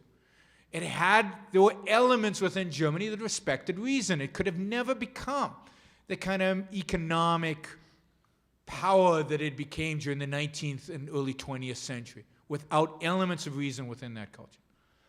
Now take the Middle East in contrast to that. There is not a thing, not one thing that the Middle East actually produces, that any country in the Middle East, other than Israel, produces. They don't build the weapons that they fight us with. They bought them from the Russians and from the Americans, right? They don't have an industry. They don't have a culture. There's no indication that there's any pursuit of reason or any kind of individualism, at least since 1200 AD. I mean, it's true. In that era, there was the pursuit of reason. I mean, they had a glory era, which was a very good period of time. But since then, they've been mystical. They've been collectivistic, tribal, barbaric. And there's no indication over the last 50 years that that has changed in any significant way. So in a culture like that, I think the probability of being successful after one crushes them, the probability of anything good coming out of it, unless one is willing to commit oneself to staying there for a generation, is minute. And therefore, I I don't think, and again, I don't think this certainly is not philosophy talking, and philosophy doesn't, I don't think, have a principle here in terms of when and how long. I don't think it's legitimate for America to stay in a country like that for 50 years in order to wait and educate and pour money into a culture in order to re-educate it, which I think is what it takes. It takes a generation. So, in my view, you destroy the enemy in a culture like that, and you get out of there, and you make it clear that if they raise their heads again, you will destroy them again. I think in Japan it was more optional. That is, there was some basis from which to work with, to hold. And then, of course, when you do it, you cram a constitution down their throat. You force them to change. You don't ask them to draft a constitution. You don't bring the tribal chiefs to a gathering to choose a constitution. You write the constitution and you force them to implement it, if you're going to do it at all. Okay. So those would be my preconditions. They would have to be a good reason to believe that you're going to be successful quickly. So it's an issue of what is going to be the cost. And if the cost minimal, then I can see one doing it, like in Japan. But if the cost is substantial, and the cost is in terms of what is the likelihood of them becoming a threat again, and so on. But you could turn Iraq into such a wasteland that they would never be a threat to the United States, not in many generations. So, and that I would advocate that over what we're doing right now. Maybe just briefly, Iran is Iran. Did you want to answer that? Yeah, I was going to just say one thing. So, I mean, Iran's discussing the preconditions that would make it possible for one to instill a better regime and turn it into a free country, and that they don't exist in Iraq. And I think you would agree with this part that, I mean, to do it where it's possible to do it, it still has to be in your self-interest. Right. And I think it seldom is. And I think both Japan and Germany were not cases. And Ayn Rand, for instance, was against the Marshall Plan, against all the aid being poured into Western Europe after the war to bail them out of their own irrationalities. And I think that is almost always the case. It's hard to dream up a scenario where it would be necessary to impose a free regime on a country. You were asking about what, Iran? I was just wondering about Iran, if there was any possibility, like I've heard mention of the groups, student groups. Yeah, I mean, there's a whole school of thought out there that, I'm not an expert, so I don't know, but let me just speculate. There's a lot of people out there that claim that Iran has the solid pro-democracy, pro-Western, pro-individualism majority. It's not even a minority or a substantial student movement or whatever. I am becoming more and more skeptical with time about whether there truly is a pro-Western significant group in Iran. I think it's wishful thinking, to a large extent, on the part of Iranians in the United States who would like to believe that that's what their country is like. So in my view, when you go into Iran, there are two options. If you go into Iran, you go in there, and after you crush them and so on, you either there is this large pro-Western significant group that you can hand control over and get out of there quickly. Or, if it turns out there isn't, then I think we should provide the Iranians, make sure the Iranians have the infrastructure their philosophy deserves. In other words, I think we need to bring them back to the Stone Age and leave. You destroy every piece of infrastructure that was built with Western ingenuity and engineering and so on, and you get out of there and let them rot. It's not our responsibility, and I agree completely with Dr. Goddard, it's not our responsibility, certainly, to establish democracy, to establish freedom anywhere, even after we've defeated a culture. It is completely an issue of our self-interest at that point in time. And I think it's rare where you would envision the necessity of spending lives and resources in order to stay in a country if it was defeated properly in order to achieve that. Now, you might stay for military occupation in order to secure the place for a while, but then you leave them and let them, by their own resources, get back on their feet. It's not your responsibility to do that. It's indeed a moral travesty to take from the Americans who've just suffered through a Great Depression, a World War II, hundreds of thousands of deaths in order to free Europe from the Nazis, and then we send them gazillions of dollars on top of that. I mean, that is a moral travesty towards the American people. I think it was in a New York State senatorial race 30 years ago or so that Ayn Rand commented about it being a crime against the present to vote for the liberal Democrat candidate, a crime against the future to vote for the conservative candidate. And I think that was James Buckley. Was that his race? Yeah. And I just wondered, do you think that is, well, was it true then? And more importantly, is it true now, generally speaking, that it's worse probably to vote for a conservative candidate, particularly a neoconservative candidate? And what do you see as being the worst threat, the nihilist left or the religious right or neoconservatives? Well, let me put elections aside. We're non-for-profit and we can't comment on elections, so let me just let's put that aside and let's deal with which one is a bigger threat, and you can induce, you can conclude from that what you will. I think, in my view, the threat to the future of America today is from religion. There's no question that the nihilistic left is awful. It's dangerous. It's suicidal. It's nuts, and would incredibly damage the United States. But I don't think that long term the nihilist left can come to dominate America.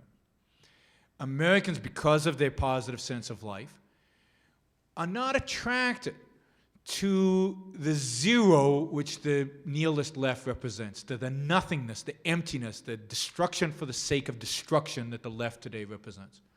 Americans don't hate this country. They don't hate their own lives. They don't hate, they don't want to go back to the caves. They don't want what the nihilist left wants. And Americans, for the most part, believe in some sense that there's good and evil, that there's right and there's wrong. And the left doesn't stand, even the non-nihilist radical left, the rest of the left doesn't stand for anything. There is nothing. So the left has become a void. The right is where you get fresh ideas. The right is where you get excitement and passion, because they believe in good and evil, because they believe in right and wrong. So they get passionate about something. They get passionate about their view of what is right. And they are much more likely to inspire the American people to move in that direction, towards a direction of mysticism. Today, the option is either you believe in complete subjectivism, and there's no such thing as right or wrong, or you believe in the Ten Commandments. That's it. Those are only two alternatives presented out there. And therefore, if you have to choose which one is long-term going to have a bigger damage on the United States, I think it is the right. I think the neocons are setting the stage for the much more vicious right, the much more religious and mystical right to gain power. So the neocons are, in my view, a transition period between where we are today and the more, if you will, fascist right. And that is their real danger. Because they're intellectual, they give a kind of intellectual legitimacy to religion. They give an intellectual legitimacy to Jerry Falwell and that part of the conservative right. And that is part of their danger. So I view the right as far more dangerous. Thanks. There are several seemingly positive pro-freedom political changes that have occurred, say in Lebanon and Libya, which are said to be the effect of our policy in Iraq. How should we evaluate those changes? Well, let's see what happened in Lebanon. Okay. The Syrians blow up a previous prime minister. People go out into the street. By the way, the Lebanese didn't call it a cedar revolution. That was the name the CNN gave it. You know what they called it? They called it, I can't remember what the first word was, but something intifada, representing their sympathies with the Palestinian intifada. They go into the streets. The Syrians symbolically leave, which is, I guess, a marginally good thing. The troops are not there. Their intelligence forces are everywhere. Their agents are still in Lebanon. And Lebanon has an election in which it returns to its old tribal roots of electing this particular Shiite and this particular Sunni and that particular Christian. And in forming a coalition government, the Hezbollah gains power and gains a seat on the cabinet. So now you have, in my view, the most dangerous, well-equipped terrorist organization in the world sitting as a cabinet member on the government of the state of Lebanon, to which Condoleezza Rice goes to visit while saying, oh, we don't like that the Hezbollah is on it, but she still recognizes the government and gives it its full sanction. So is that it? You know, before the Syrians were in Lebanon, Lebanon was part of Syria in a sense. You know, Syria was not a threat to the United States. I mean, Lebanon was not a threat to the United States. Lebanon was not a threat to Israel. Now, the Hezbollah has real political power in Lebanon. I believe that today, Lebanon is more of a threat to Israel and to the United States than it was before. So net, in terms of American self-interest, I think we're worse off. You know, Libya, Muammar Gaddafi, after the invasion of Iraq, handed over his supposed programs of weapon mass destruction. If we're to believe him, he's cleaned out the place. He's not going to follow weapons. And maybe that's true, and maybe Iraq did cause him to do that. Imagine what he would have done if they'd done what I advocate. He would have become groveling and handed over the oil as well, together with his weapons of mass destruction. And I think to a large extent why he did it, notice what happened immediately after he did that. The U.S. lifted restrictions on oil companies, and we went over there to pump more oil so that Libya could make more money to hand over to more terrorists in more countries around the world. Where else has there been freedom because of Iraq? Ukraine, I mean, let me just say for the record that Ukraine might have been marginally impacted by the elections in Iraq, but I believe that Ukraine is the consequence of a, 15 years, 16 years movement since the fall of the Berlin Wall, of freedom slowly creeping through the former communist countries. It was going to become, the Orange Revolution was going to happen one way or another. You know, maybe it would have taken longer without Iraq. I don't think so. I think it would have happened anyway. It's a certain historical, not destiny, but it's a certain historical movement. Communism is dead. It's just a question of these people slowly rebelling against their local little dictators as the countries next door to them have and as they see the relative freedom overseas. And even there, look what a mess, I don't know if you've been following over the last couple of weeks, the mess that's created in the Ukraine. So, you know, I think that Iraq has not really done anything to promote freedom in the rest of the world. And indeed, its long-term consequences are to crush freedom and to promote Islamic fundamentalists dominating governments of countries all over the Middle East, starting with the presence in the Lebanese government. But they're going to dominate Iraq's government. I mean, the Supreme Council for the Islamic Revolution in Iraq did win the election. They are the people in charge in Iraq today. They're one of the coalition partners, the largest coalition partner in the Shiite coalition alliance. So Islamic, in my view, totalitarian Islam is on the march in the Middle East. It is getting more and more powerful. It is getting more and more emboldened with every day that we spend in Iraq, you know, doing nothing to crush the real enemy that we face. And watching American soldiers die in the hands of totalitarian Islam and us doing nothing, which just emboldens them to do more. So Iraq is, in my view, a disaster from A to Z and will only bring more oppression and more danger to the United States. More oppression to Middle East countries and more danger to the United States. Thank you. I'll just add a point. I mean, I think this was covered in the lecture in the sense that he said that they want moral legitimacy.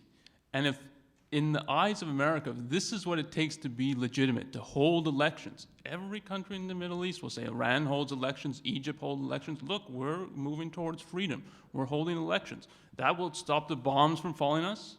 It's the easiest thing in the world to do. So to view that and I know there's many people who view it, even within objectivism, as this is evidence for the spread of freedom, I think is bizarre. Yeah, I mean, it's a really important point, this issue of sanction. They this gets, every country that holds election now gets real big points from the United States and Europe. They are now joining the civilized world because they've held elections. Even if those elections result in the same old regime coming to power, like in Egypt with Mubarak now, or a worse regime coming to power, like in Iraq, or potentially in Syria, or potentially in Egypt, if they really held true elections.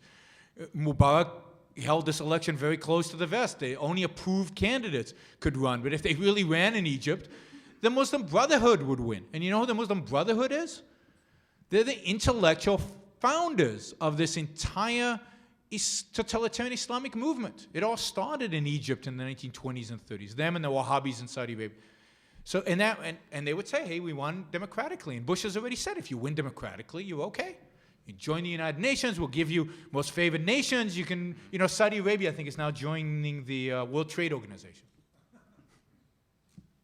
I mean, there's no end to, probably because they held municipal elections.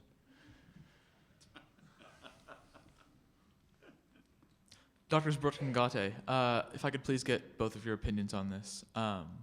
What do you think the mechanism will be for the United States becoming an actual capitalist society? Do you think it will be an intellectual revolution, like a physical revolution, sort of like a shrugging event?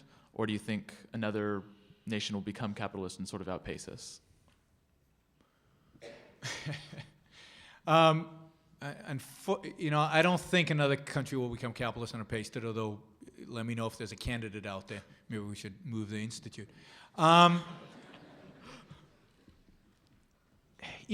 don't know what the exact mechanism is going to be. I just don't know. But I'll tell you this, that it will definitely be an intellectual revolution.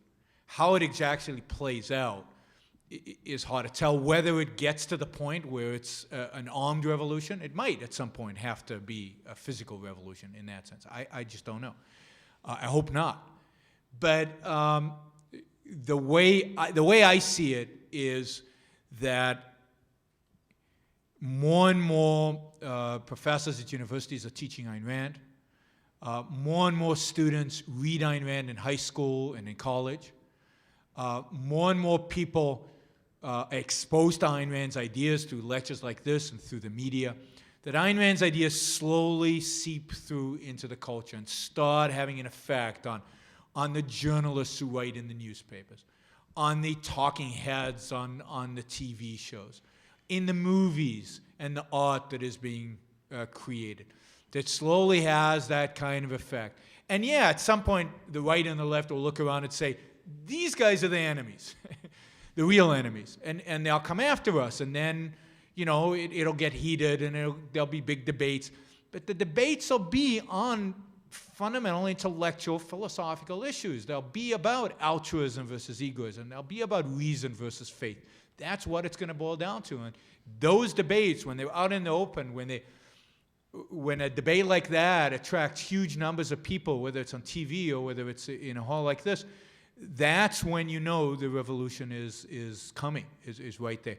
So we at the Institute, our goal is to make that happen, and to make that happen within our lifetimes. That is, to bring Ayn Rand's ideas into the culture, to make them prevalent so that nobody will not know who Ayn Rand is and what she stood for, to present an alternative to faith and to altruism. Whether it's the fact that we will be, in this next school year, we'll be distributing 300,000 books to teachers who want to teach Ayn Rand in the classroom. So 300,000, well, actually, if you count the books we've distributed in the past couple of years, almost 500,000 kids will be reading Ayn Rand, this coming year. And with your help, I want that to be, 2 million kids, which would make it close to 20% of all high school students. If we can get 20% of all high school students reading the books, if we can then train you intellectuals at the Institute, if we can then open up universities, and the universities are opening up to objectives, when we place professors, then we will change this culture. I mean, look what the left did with a much less coherent goal, just because they had the ideas from the 19th century through today, how they've dominated and taken over the culture. That's what we need to do. We need to start at the universities and at the high schools and slowly take over the culture. And I think it happens here. I can't see it happening anywhere else in the world, primarily because they don't have Ayn Rand. They don't have the right philosophies. They can become for a while more capitalistic even maybe than we are, but for a while, because without the right ideas, that won't survive. I mean, I agree completely with what Yaron said. And just to look at the first part of the question and Yaron's answer, that, well, you can't predict what is going to happen and exactly how freedom will regain its foothold in America. If you were transported back in time to the start of the Renaissance, when the Christian philosophy is being replaced by a philosophy of reason, and if you asked, well, how are we going to get a nation that's founded on what became the Enlightenment ideals of reason, individualism, secularism, science? There's no way to predict that it's going to happen in America. It's going to be through a revolution amongst the two freest nations, the U.S. and Britain, to get the freest country there has ever been, the United States, in its founding. I mean, you couldn't predict that at that time. And I think it's the same here. You can say, yeah, it's definitely will require an intellectual revolution. But when the ideas are out there, how exactly people act on them and move towards freedom, I don't think you can predict. Thank you.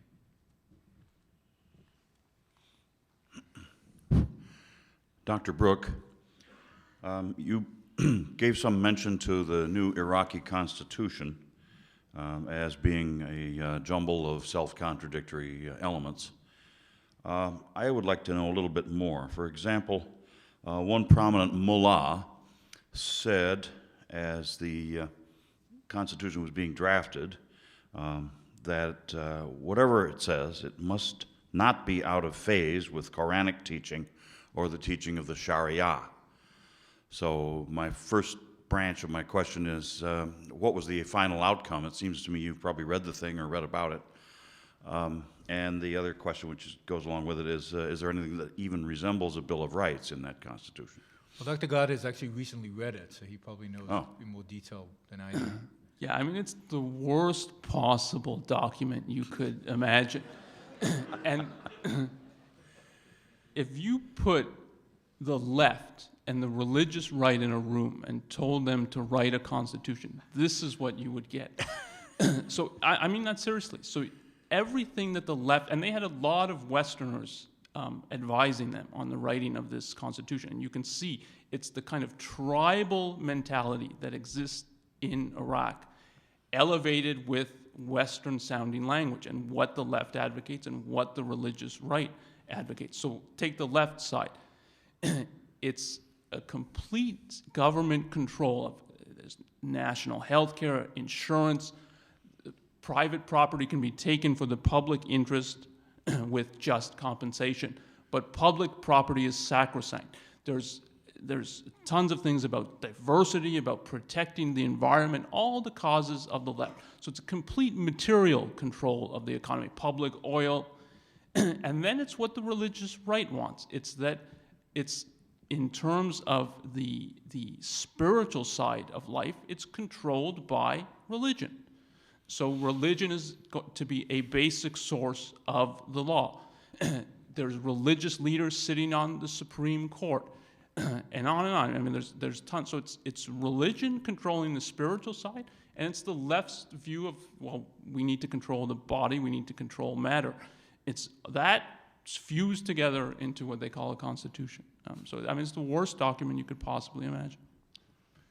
Thank you very much. And that we fought to do this. I mean, Well, still dying to do this. I mean, that's a tragedy. And I don't think there's any semblance of a Bill of Rights. And to the extent that they use the verbiage of rights, there's something about you have the right to speech as long as it doesn't offend anybody.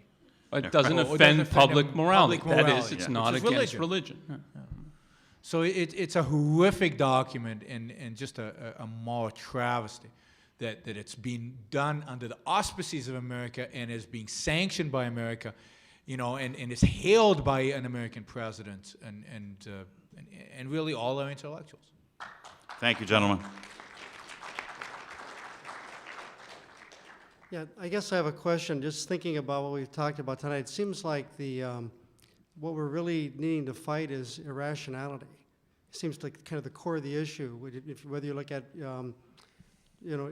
radical Islam or really teachings of probably most religions, ultimately you're dealing with the rationality issue. And I guess I was wondering a little bit about the basis for rationality. Would there not be a good thing to support would be the basis for thinking and rational thinking. And maybe epistemology, I guess, is what I'm thinking of. Isn't that kind of a fundamental thing we could support that might eventually in the next generation help to maybe solve a lot of this, if we could try to impart that type of basis for rationality? Yeah, I mean, I think that if we go back to what the Institute does, one of the things that we do is we train what Ayn Rand called the new intellectuals, and they're to be advocates of reason. So the foundation of the training is to help them understand what reason is and then to become teachers of this, of a proper view of the human mind, of how it gains knowledge. And it's to advocate reason, but also that there's a rational morality that and I think that's part of what is tearing apart America. It's this split between the practical side, we follow reason, but the moment we get to morality, reason is gone, we have to have faith, we have to believe in God, etc. What you need to do to restore this culture to what it was when it was founded, when America was founded, is to get out the idea that there is a rational morality. That is one of Ayn Rand's tremendous achievements, to advocate reason and morality all the way down to defining values, virtues. It's reason everywhere. So, I mean, we certainly agree. I think that that's what this culture needs, and that is the primary activity of the Institute. It's to get reason out into the culture. I'm puzzled with maybe the logic that's been laid out. So let me ask the question this way. If suddenly the neoconservatives got your message and woke up the next day and said, okay, we'll stop being altruistic. We'll stop paying for all the billions of dollars we've been sending to Israel for the last 50 years. Mm-hmm. In your view, what would happen to Israel, and how might that affect this entire Middle East situation? Well, I mean, there's a big difference between sending billions of dollars to Israel and between sending to Iraq. Israel is an ally fighting the same war that we're fighting. They're helping in the same mission that we're advocating for. Granted that, I don't think America should send a dime to Israel. Not unless, it's clear-cut in some way in its self-interest, and it's not, and in my view, it's not in Israel's interest. Just like any welfare recipient, Israel's economy has been handicapped by the fact that they receive all this aid.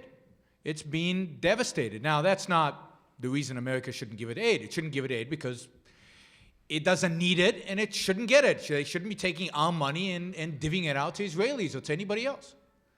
Our money's ours. Now, if we all want to get together and give Israel money, that's great. We should all get together and give Israel money. All America has to do in order for Israel to thrive and to beat the enemy is to sell Israel weapons, and to sell Israel any weapon that Israel wants. Any weapon that Israel wants. It doesn't have to give Israel a dime. A dime. And as I said, indeed, Israel is crippled by American financial support, by taxpayer support.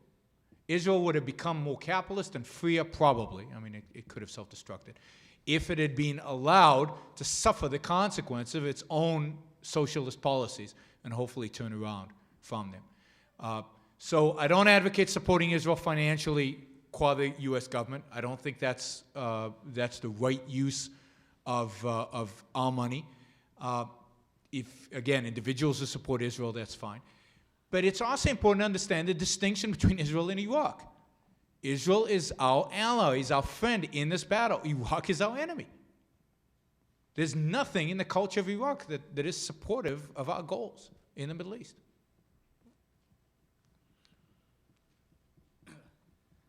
Evening.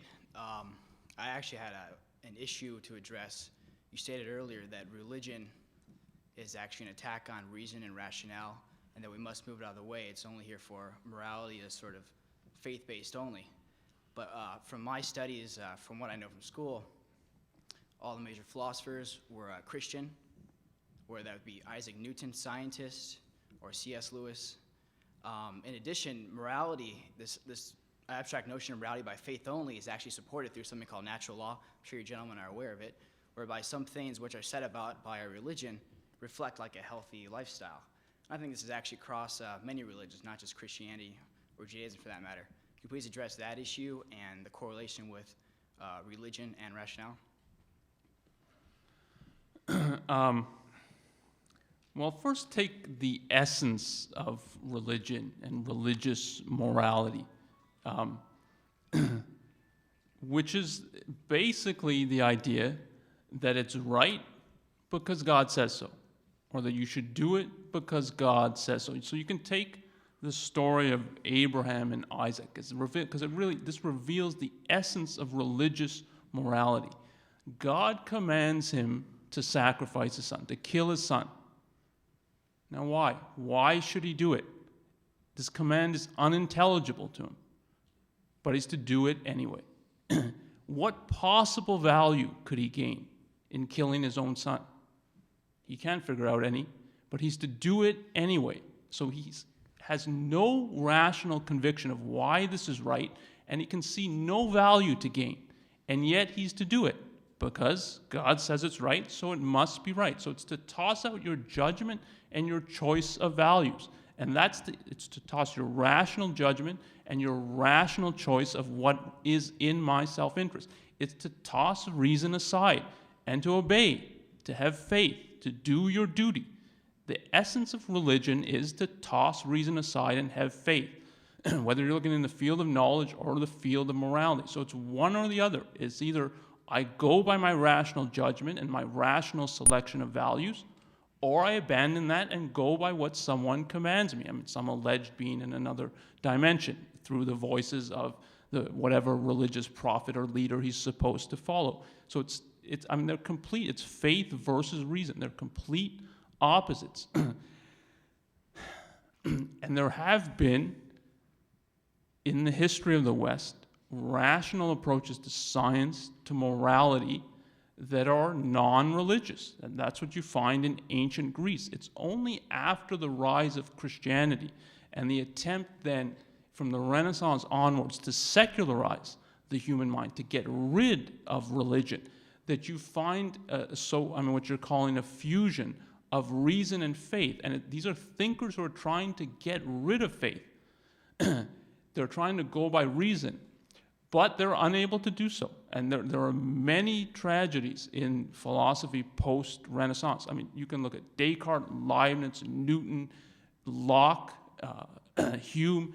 In one way or another, they're trying to get faith out and to go by reason. But what always ends up happening is it collapses into skepticism, that we can't gain knowledge and we can't find a moral code, that if we go by reason, anything goes. So they're unable to do it. But that is not the same as saying there's a fusion of the two. It's an attempt to secularize the human mind, and it fails. And that, again, is precisely one of Ayn Rand's great achievements.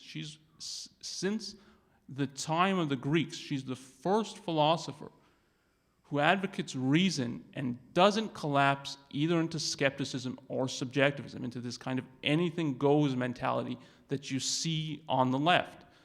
But it takes a lot of intellectual work in order to be able to do that. So in the principle, faith and reason are distinct, they're opposites, even if they're found commingled in a particular thinker, which you see all over the West after the rise of Christianity. And to the extent that these thinkers really do achieve something like Isaac Newton, it is in that realm of their life where they are completely dedicated to reason and they don't let faith in. So nothing that Isaac Newton really achieved came as an inspiration from God to him.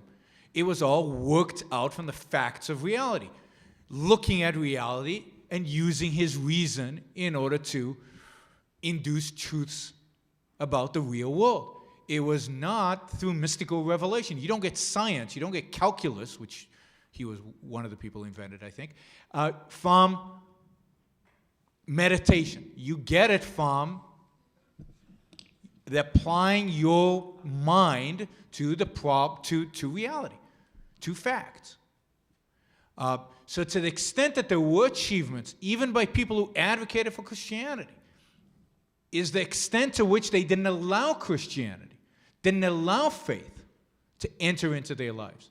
And the more dedicated they truly were to faith and to Christianity, the fewer achievements they could have had and the less success they could have had.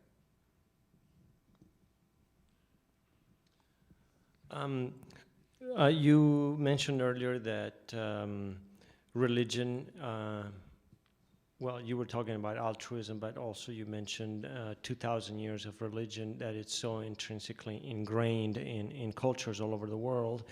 And by objectivism discarding religion, don't you see that as a huge obstacle to the spread of the objectivistic ideas, just because people almost instinctively react adversely to concepts that discard religion? And I want to say this because for example, I believe in God, but at the same time, I think that religion is a really bad thing. And do you think that it is a valid concept to think that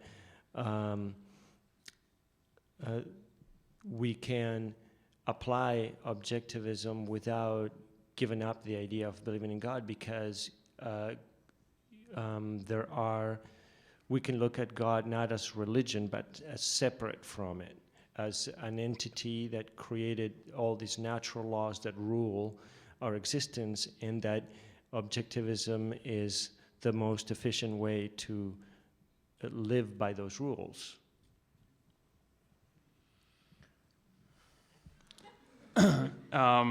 No, I don't think it's possible to mix objectivism with any advocacy of the supernatural. And when you talk about a God who creates the world, you're talking about something that transcends the natural world, the world that we know exists, that it is what it is, that obeys causal law.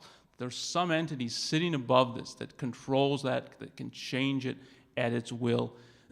If you actually believe that, then you have to deny that reason has validity, because he can change the rules anytime. The only way you can know the universe is to know God and how he created it, which is what all the thinkers then focus their whole attention on. We have to turn our attention away from the natural world to its source and to its creator. And if you believe that, you jettison both reason and you jettison this world, this reality. We're to focus by some non-rational means on some superior dimension. So objectivism is a philosophy that advocates reality as an absolute and reason as an absolute. The universe is all there is. It's what exists, it's where you live, and it's what you have to know in order to stay alive. And your means of knowing it is reason, period. So there's no room for the supernatural in such a view.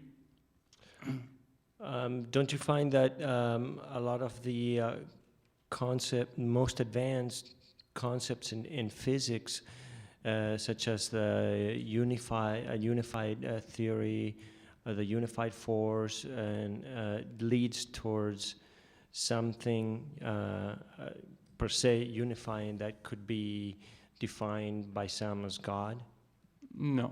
And I mean, leave aside the state of modern physics. No genuine scientific investigation into the natural world could lead you to posit a world that transcends and contradicts the natural world, which is what the supernatural world is. All that scientific investigation leads to is more knowledge of the natural world. So there's, again, no opening for a supernatural dimension in that kind of I guess I just identify the natural world with a transcendental but world, that's, I guess. Yeah. I mean, we can talk about that after this, but I mean, that's a complete contradiction. Well, So. Thank you for your answer. If I may just kind of piggyback on the last two or three questioners. Without relying on, and I like the differentiation that one of them made between religion and God, without reliance on the concept of a supreme being, God, on what do you base, you had mentioned the concept of right and wrong and good and bad. Now, what becomes the standard by which you evaluate those concepts? I mean, the standard becomes your life and its requirements, or put more abstractly, man's life. So let's step back. Why does one need a morality? That is the question that Ayn Rand begins with in her investigations into the field of ethics and developing her theories. It's not, well, what moral code should I adopt, but why do I need one in the first place? And the reason you need one is that you're a living being who has to survive. But unlike other animals, that does not come inbuilt in you. You don't know what values to pursue or how to pursue them. You don't know how, I mean, just take simple things like food, clothing, shelter. You don't, you know, when you're born, you don't know that you need these things or how to achieve them. And I mean, there's many more values of that, from an advanced industrial civilization to the need of friendship to the need of love. All these things are needs of a living organism, of a man, of a human being. Yet you don't know how to achieve them, and you don't even know that they're values in the first place. And those are the types of things that the science of ethics teaches you. They teach you what are the requirements to live and prosper and to achieve happiness. So what are they? And then how do I achieve them? By what principles do I have to act and live by in order to achieve my life and my happiness? And that, in essence, is what morality as a field, as a scientific field, is devoted towards. And so the standard becomes the requirements of human life. That which furthers life, human life, is good. That which threatens and destroys it is evil.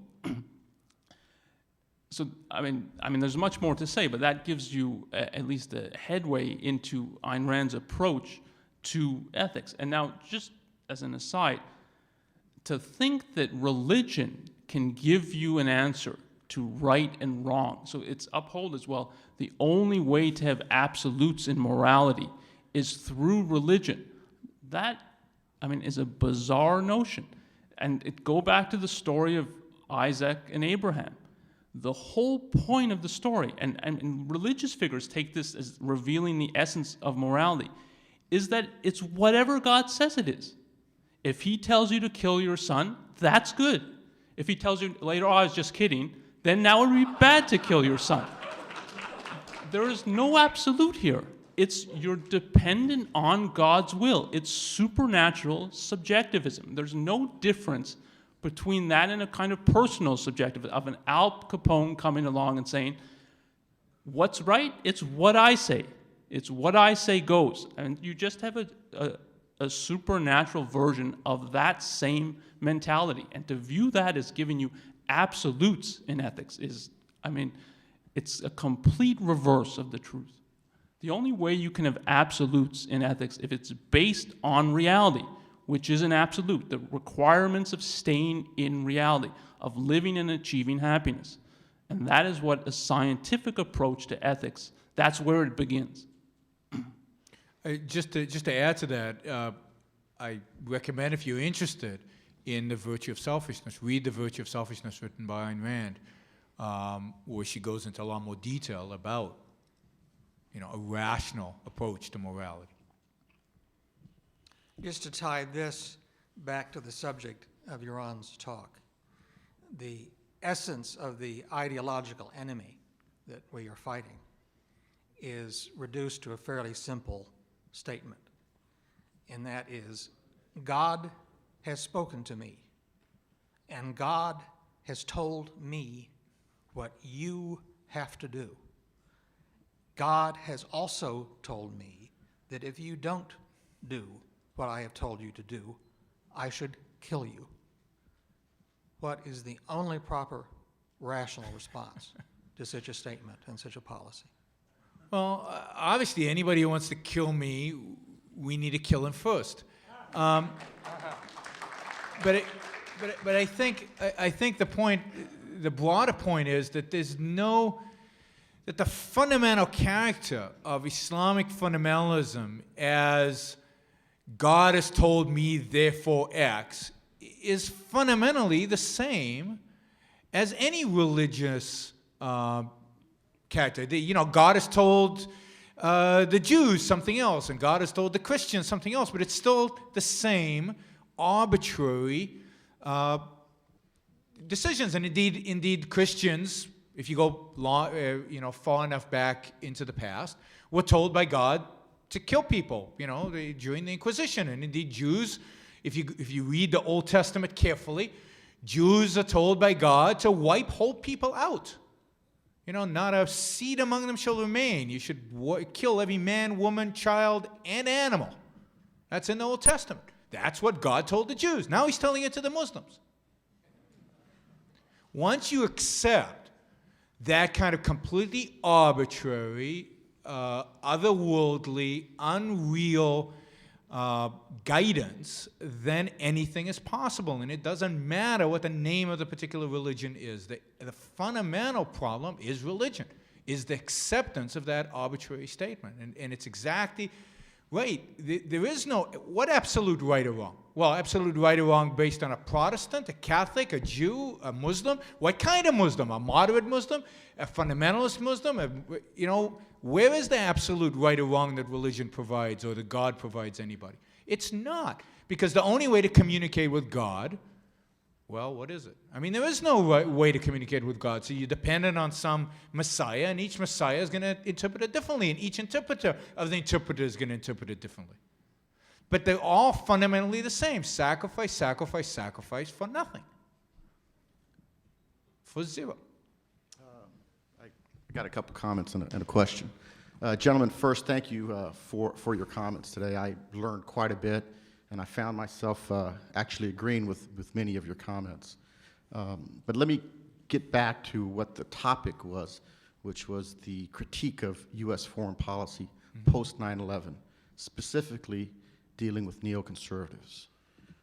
Help me understand how 50 million people being liberated from oppressive regimes, especially in Afghanistan, like you mentioned, is not in America's self-interest, given the terrible tragedy of 4 years ago.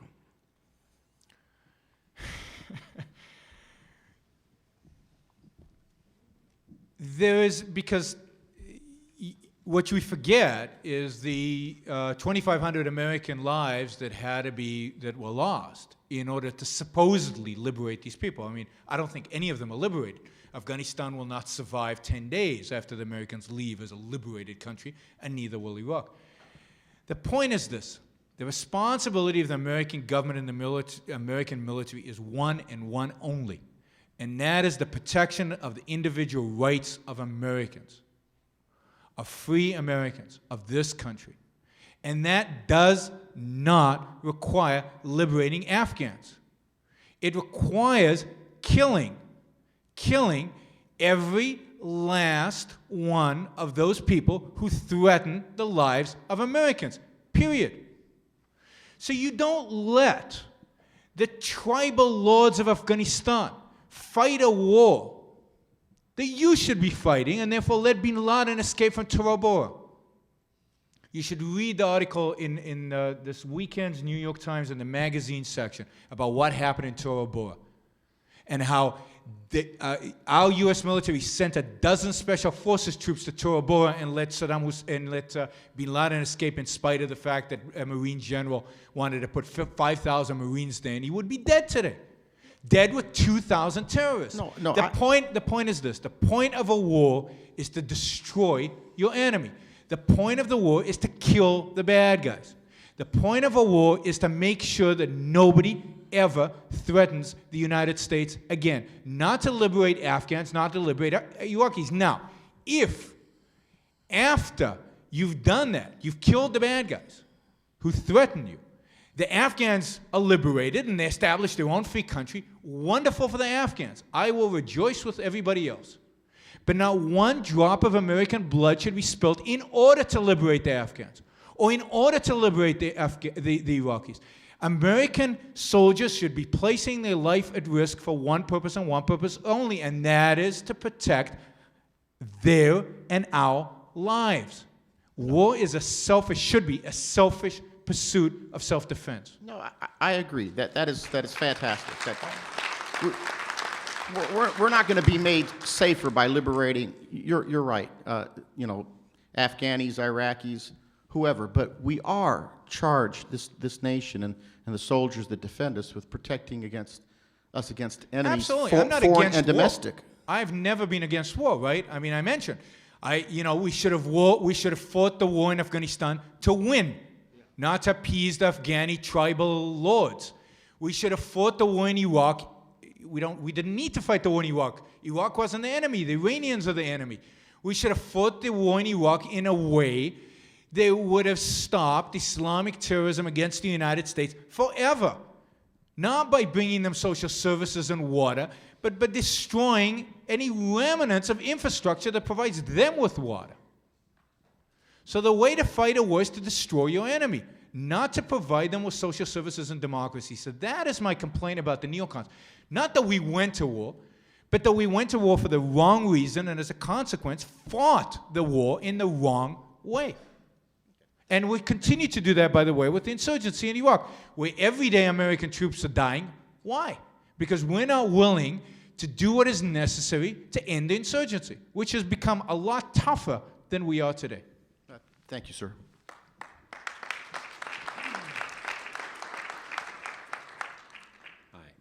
Hi.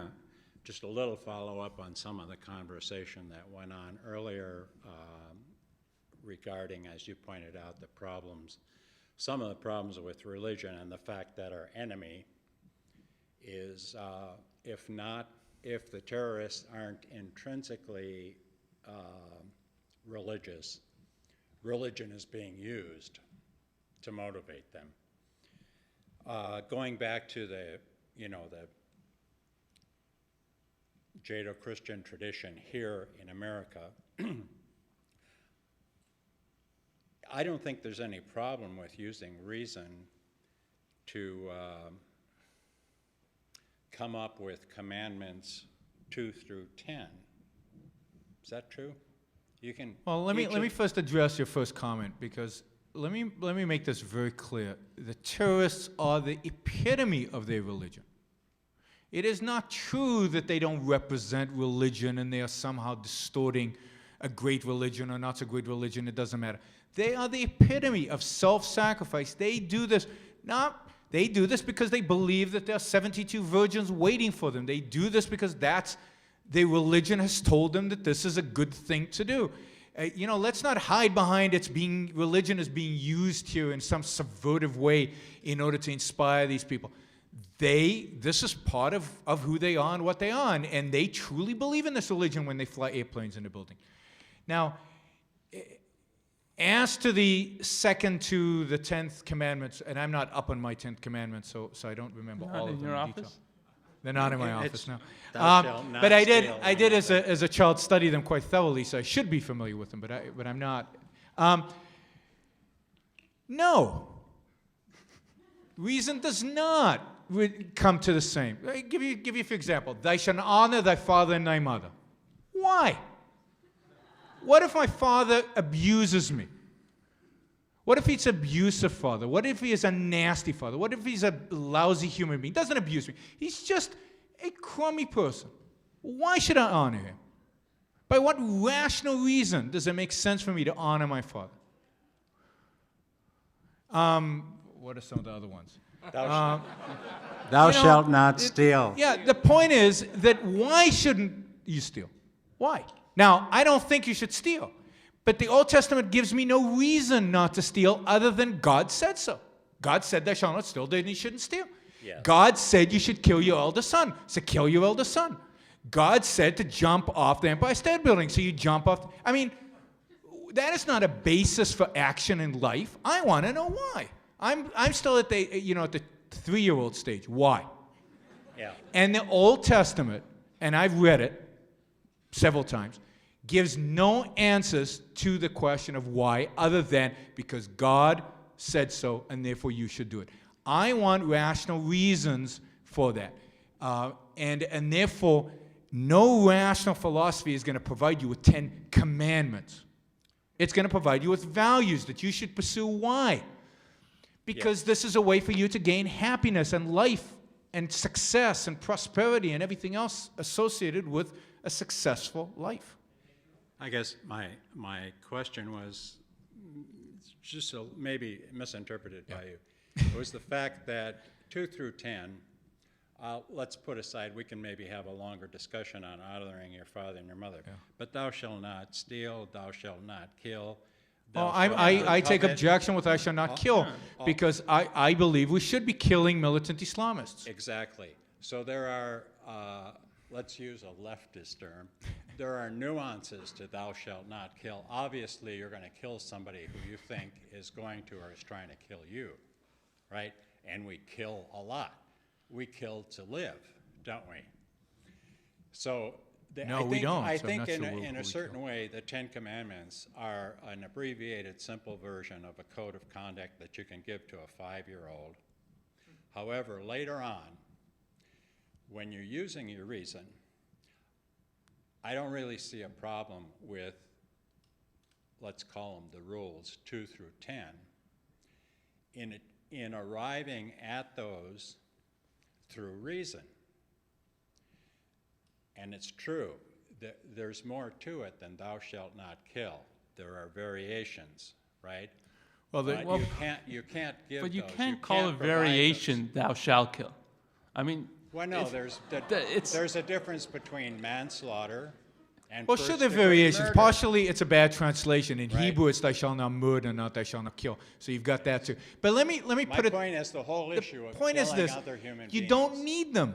You don't need them. That is, I can teach my 5-year-old kid morality without inventing a supernatural being and scaring the kid into believing that if he doesn't follow these commandments, he's going to go to hell. Yes. There is much better, more life-oriented, more reality-oriented to teach ways, easy ways, it's not hard, to teach a kid not to steal, that murdering is a bad thing, that lying is wrong. There are easy ways to do that without invoking a supernatural being which doesn't exist. So lying to your kid in order to teach them not to lie. So the thing is that you don't need any of that because reason supplies you with a much better, with a correct, not a much better, a correct code of ethics that is meaningful in life, that is real, that is true, and that is aimed not at satisfying the whims of a God, but is aimed at your own success, your own happiness, your own life. And it destroys the idea of morality in a rational child's mind because he gets the idea that there's no earthly reason why I shouldn't steal, why I shouldn't lie. I mean, leave aside that these are not actual principles. They're just out of context commandments. But he gets the idea that if he was following reason, I shouldn't be moral. The only reason I should be moral is that there's this supernatural being floating around me who's going to send me to hell if I disobey morality. So it pits morality against reason. So it's far more than just, you're not teaching them the right thing. You're teaching them a profoundly wrong idea. And for any rational kid who says, I'm going by reason, it becomes in his mind, to hell with morality if it's based on the supernatural and commandments. Right.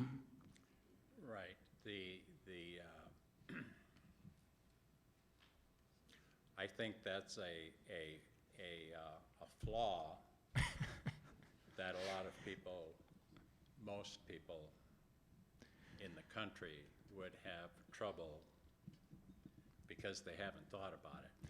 No, absolutely. I mean, but it's not a flaw. No, I'm saying the flaw of how do you arrive at these?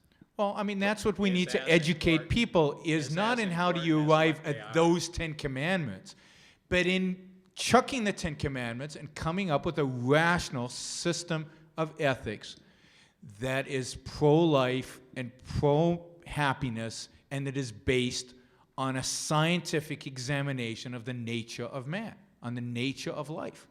And that's what we need. We need to stop lying to our kids, you know, and distorting their ability to be moral.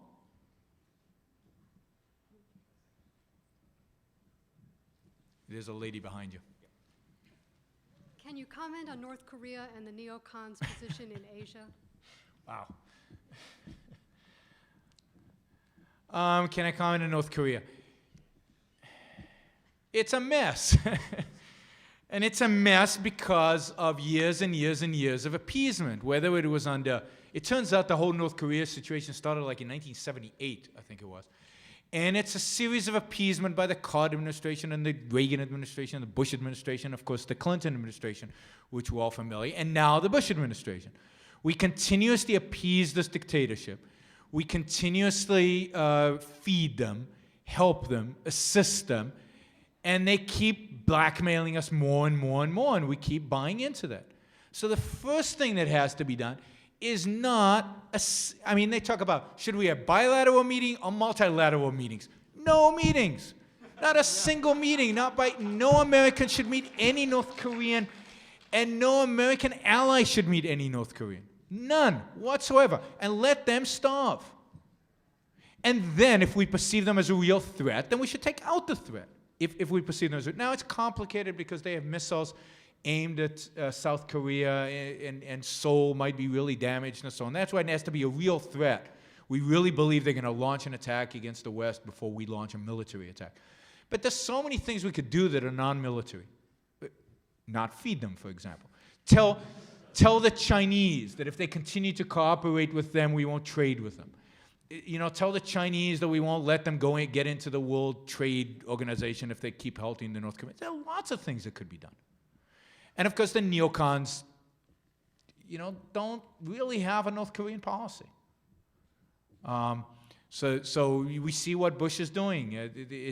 They call them evil, but they don't really do anything about it. They talk to them, but they don't talk to them. They're multilateral talks, but not bilateral talks. We'll appease them, but not too much. I mean, that's what it comes to. There is no coherent strategy with regard to North Korea other than appeasement. Okay, last question. In that last response, you talked about not trading with China. Could I please get you to elaborate on that and talk about the moral status of embargoes? Well, I think that embargoes are completely moral. If a country is an enemy of yours, nobody in your country should be trading with that country. That is, if a country is a clear threat to you and has threatened you and has aimed nuclear weapons at you and so on, like the Soviet Union was clearly, then you should not allow private individuals within your country to trade with that country, because they're basically committing treason. They're helping a country that is threatening the lives of your citizens, and as part of your responsibility defending the individual rights of your own citizens, that's what you should do. So I think it's as an act of self-defense, embargoes are completely appropriate, and I think the Soviet Union was one example of an embargo that should have been enforced, and of course wasn't. We fed the Soviet Union. I mean, they couldn't grow wheat in the richest, most fertile land on the earth. They couldn't grow wheat, so we provided them with wheat for decades and decades, even before détente. So that's when I think embargoes are appropriate, where the government, the situation where the government tells private individuals that they cannot trade with an enemy. It would be like, well, I can't think of a domestic similarity. You know, it would be like allowing people to help a serial murderer, but of course you would immediately arrest a serial murderer and put him in jail. But you know, given that you can't, in the case of, let's say, Soviet Union, you wouldn't go to war with the Soviet Union necessarily. You cannot have your own citizens helping the Soviet Union at the same time. Would you classify intellectual support in the same way that you do economic support for cases like that? Yeah, so if the intellectual support is specifically, you know, advocating the use of force against America, against your own country, then yes. So I think it was completely appropriate, for example, for Congress to investigate the Communist Party in the United States and to make it illegal when communism was a physical threat to the United States. And I think it is completely appropriate for the United States to monitor and in some cases imprison imams that are advocating for violence against the United States. You don't have a right of speech when that speech is to advocating murder. You don't have a right to advocate for murder. So, yes. And I mean, the line is when speech in effect becomes action. When you start calling for more murder, when you join the Communist Party, it's much more than advocating a particular idea. You're becoming part of an action against either specific individual in the case of murder, or against subverting your whole government in the case of joining the Communist Party or any other group whose goal is the overthrow of your government. Right? It's gone from speech to action, and the government is to police action. And the threat of force is itself force.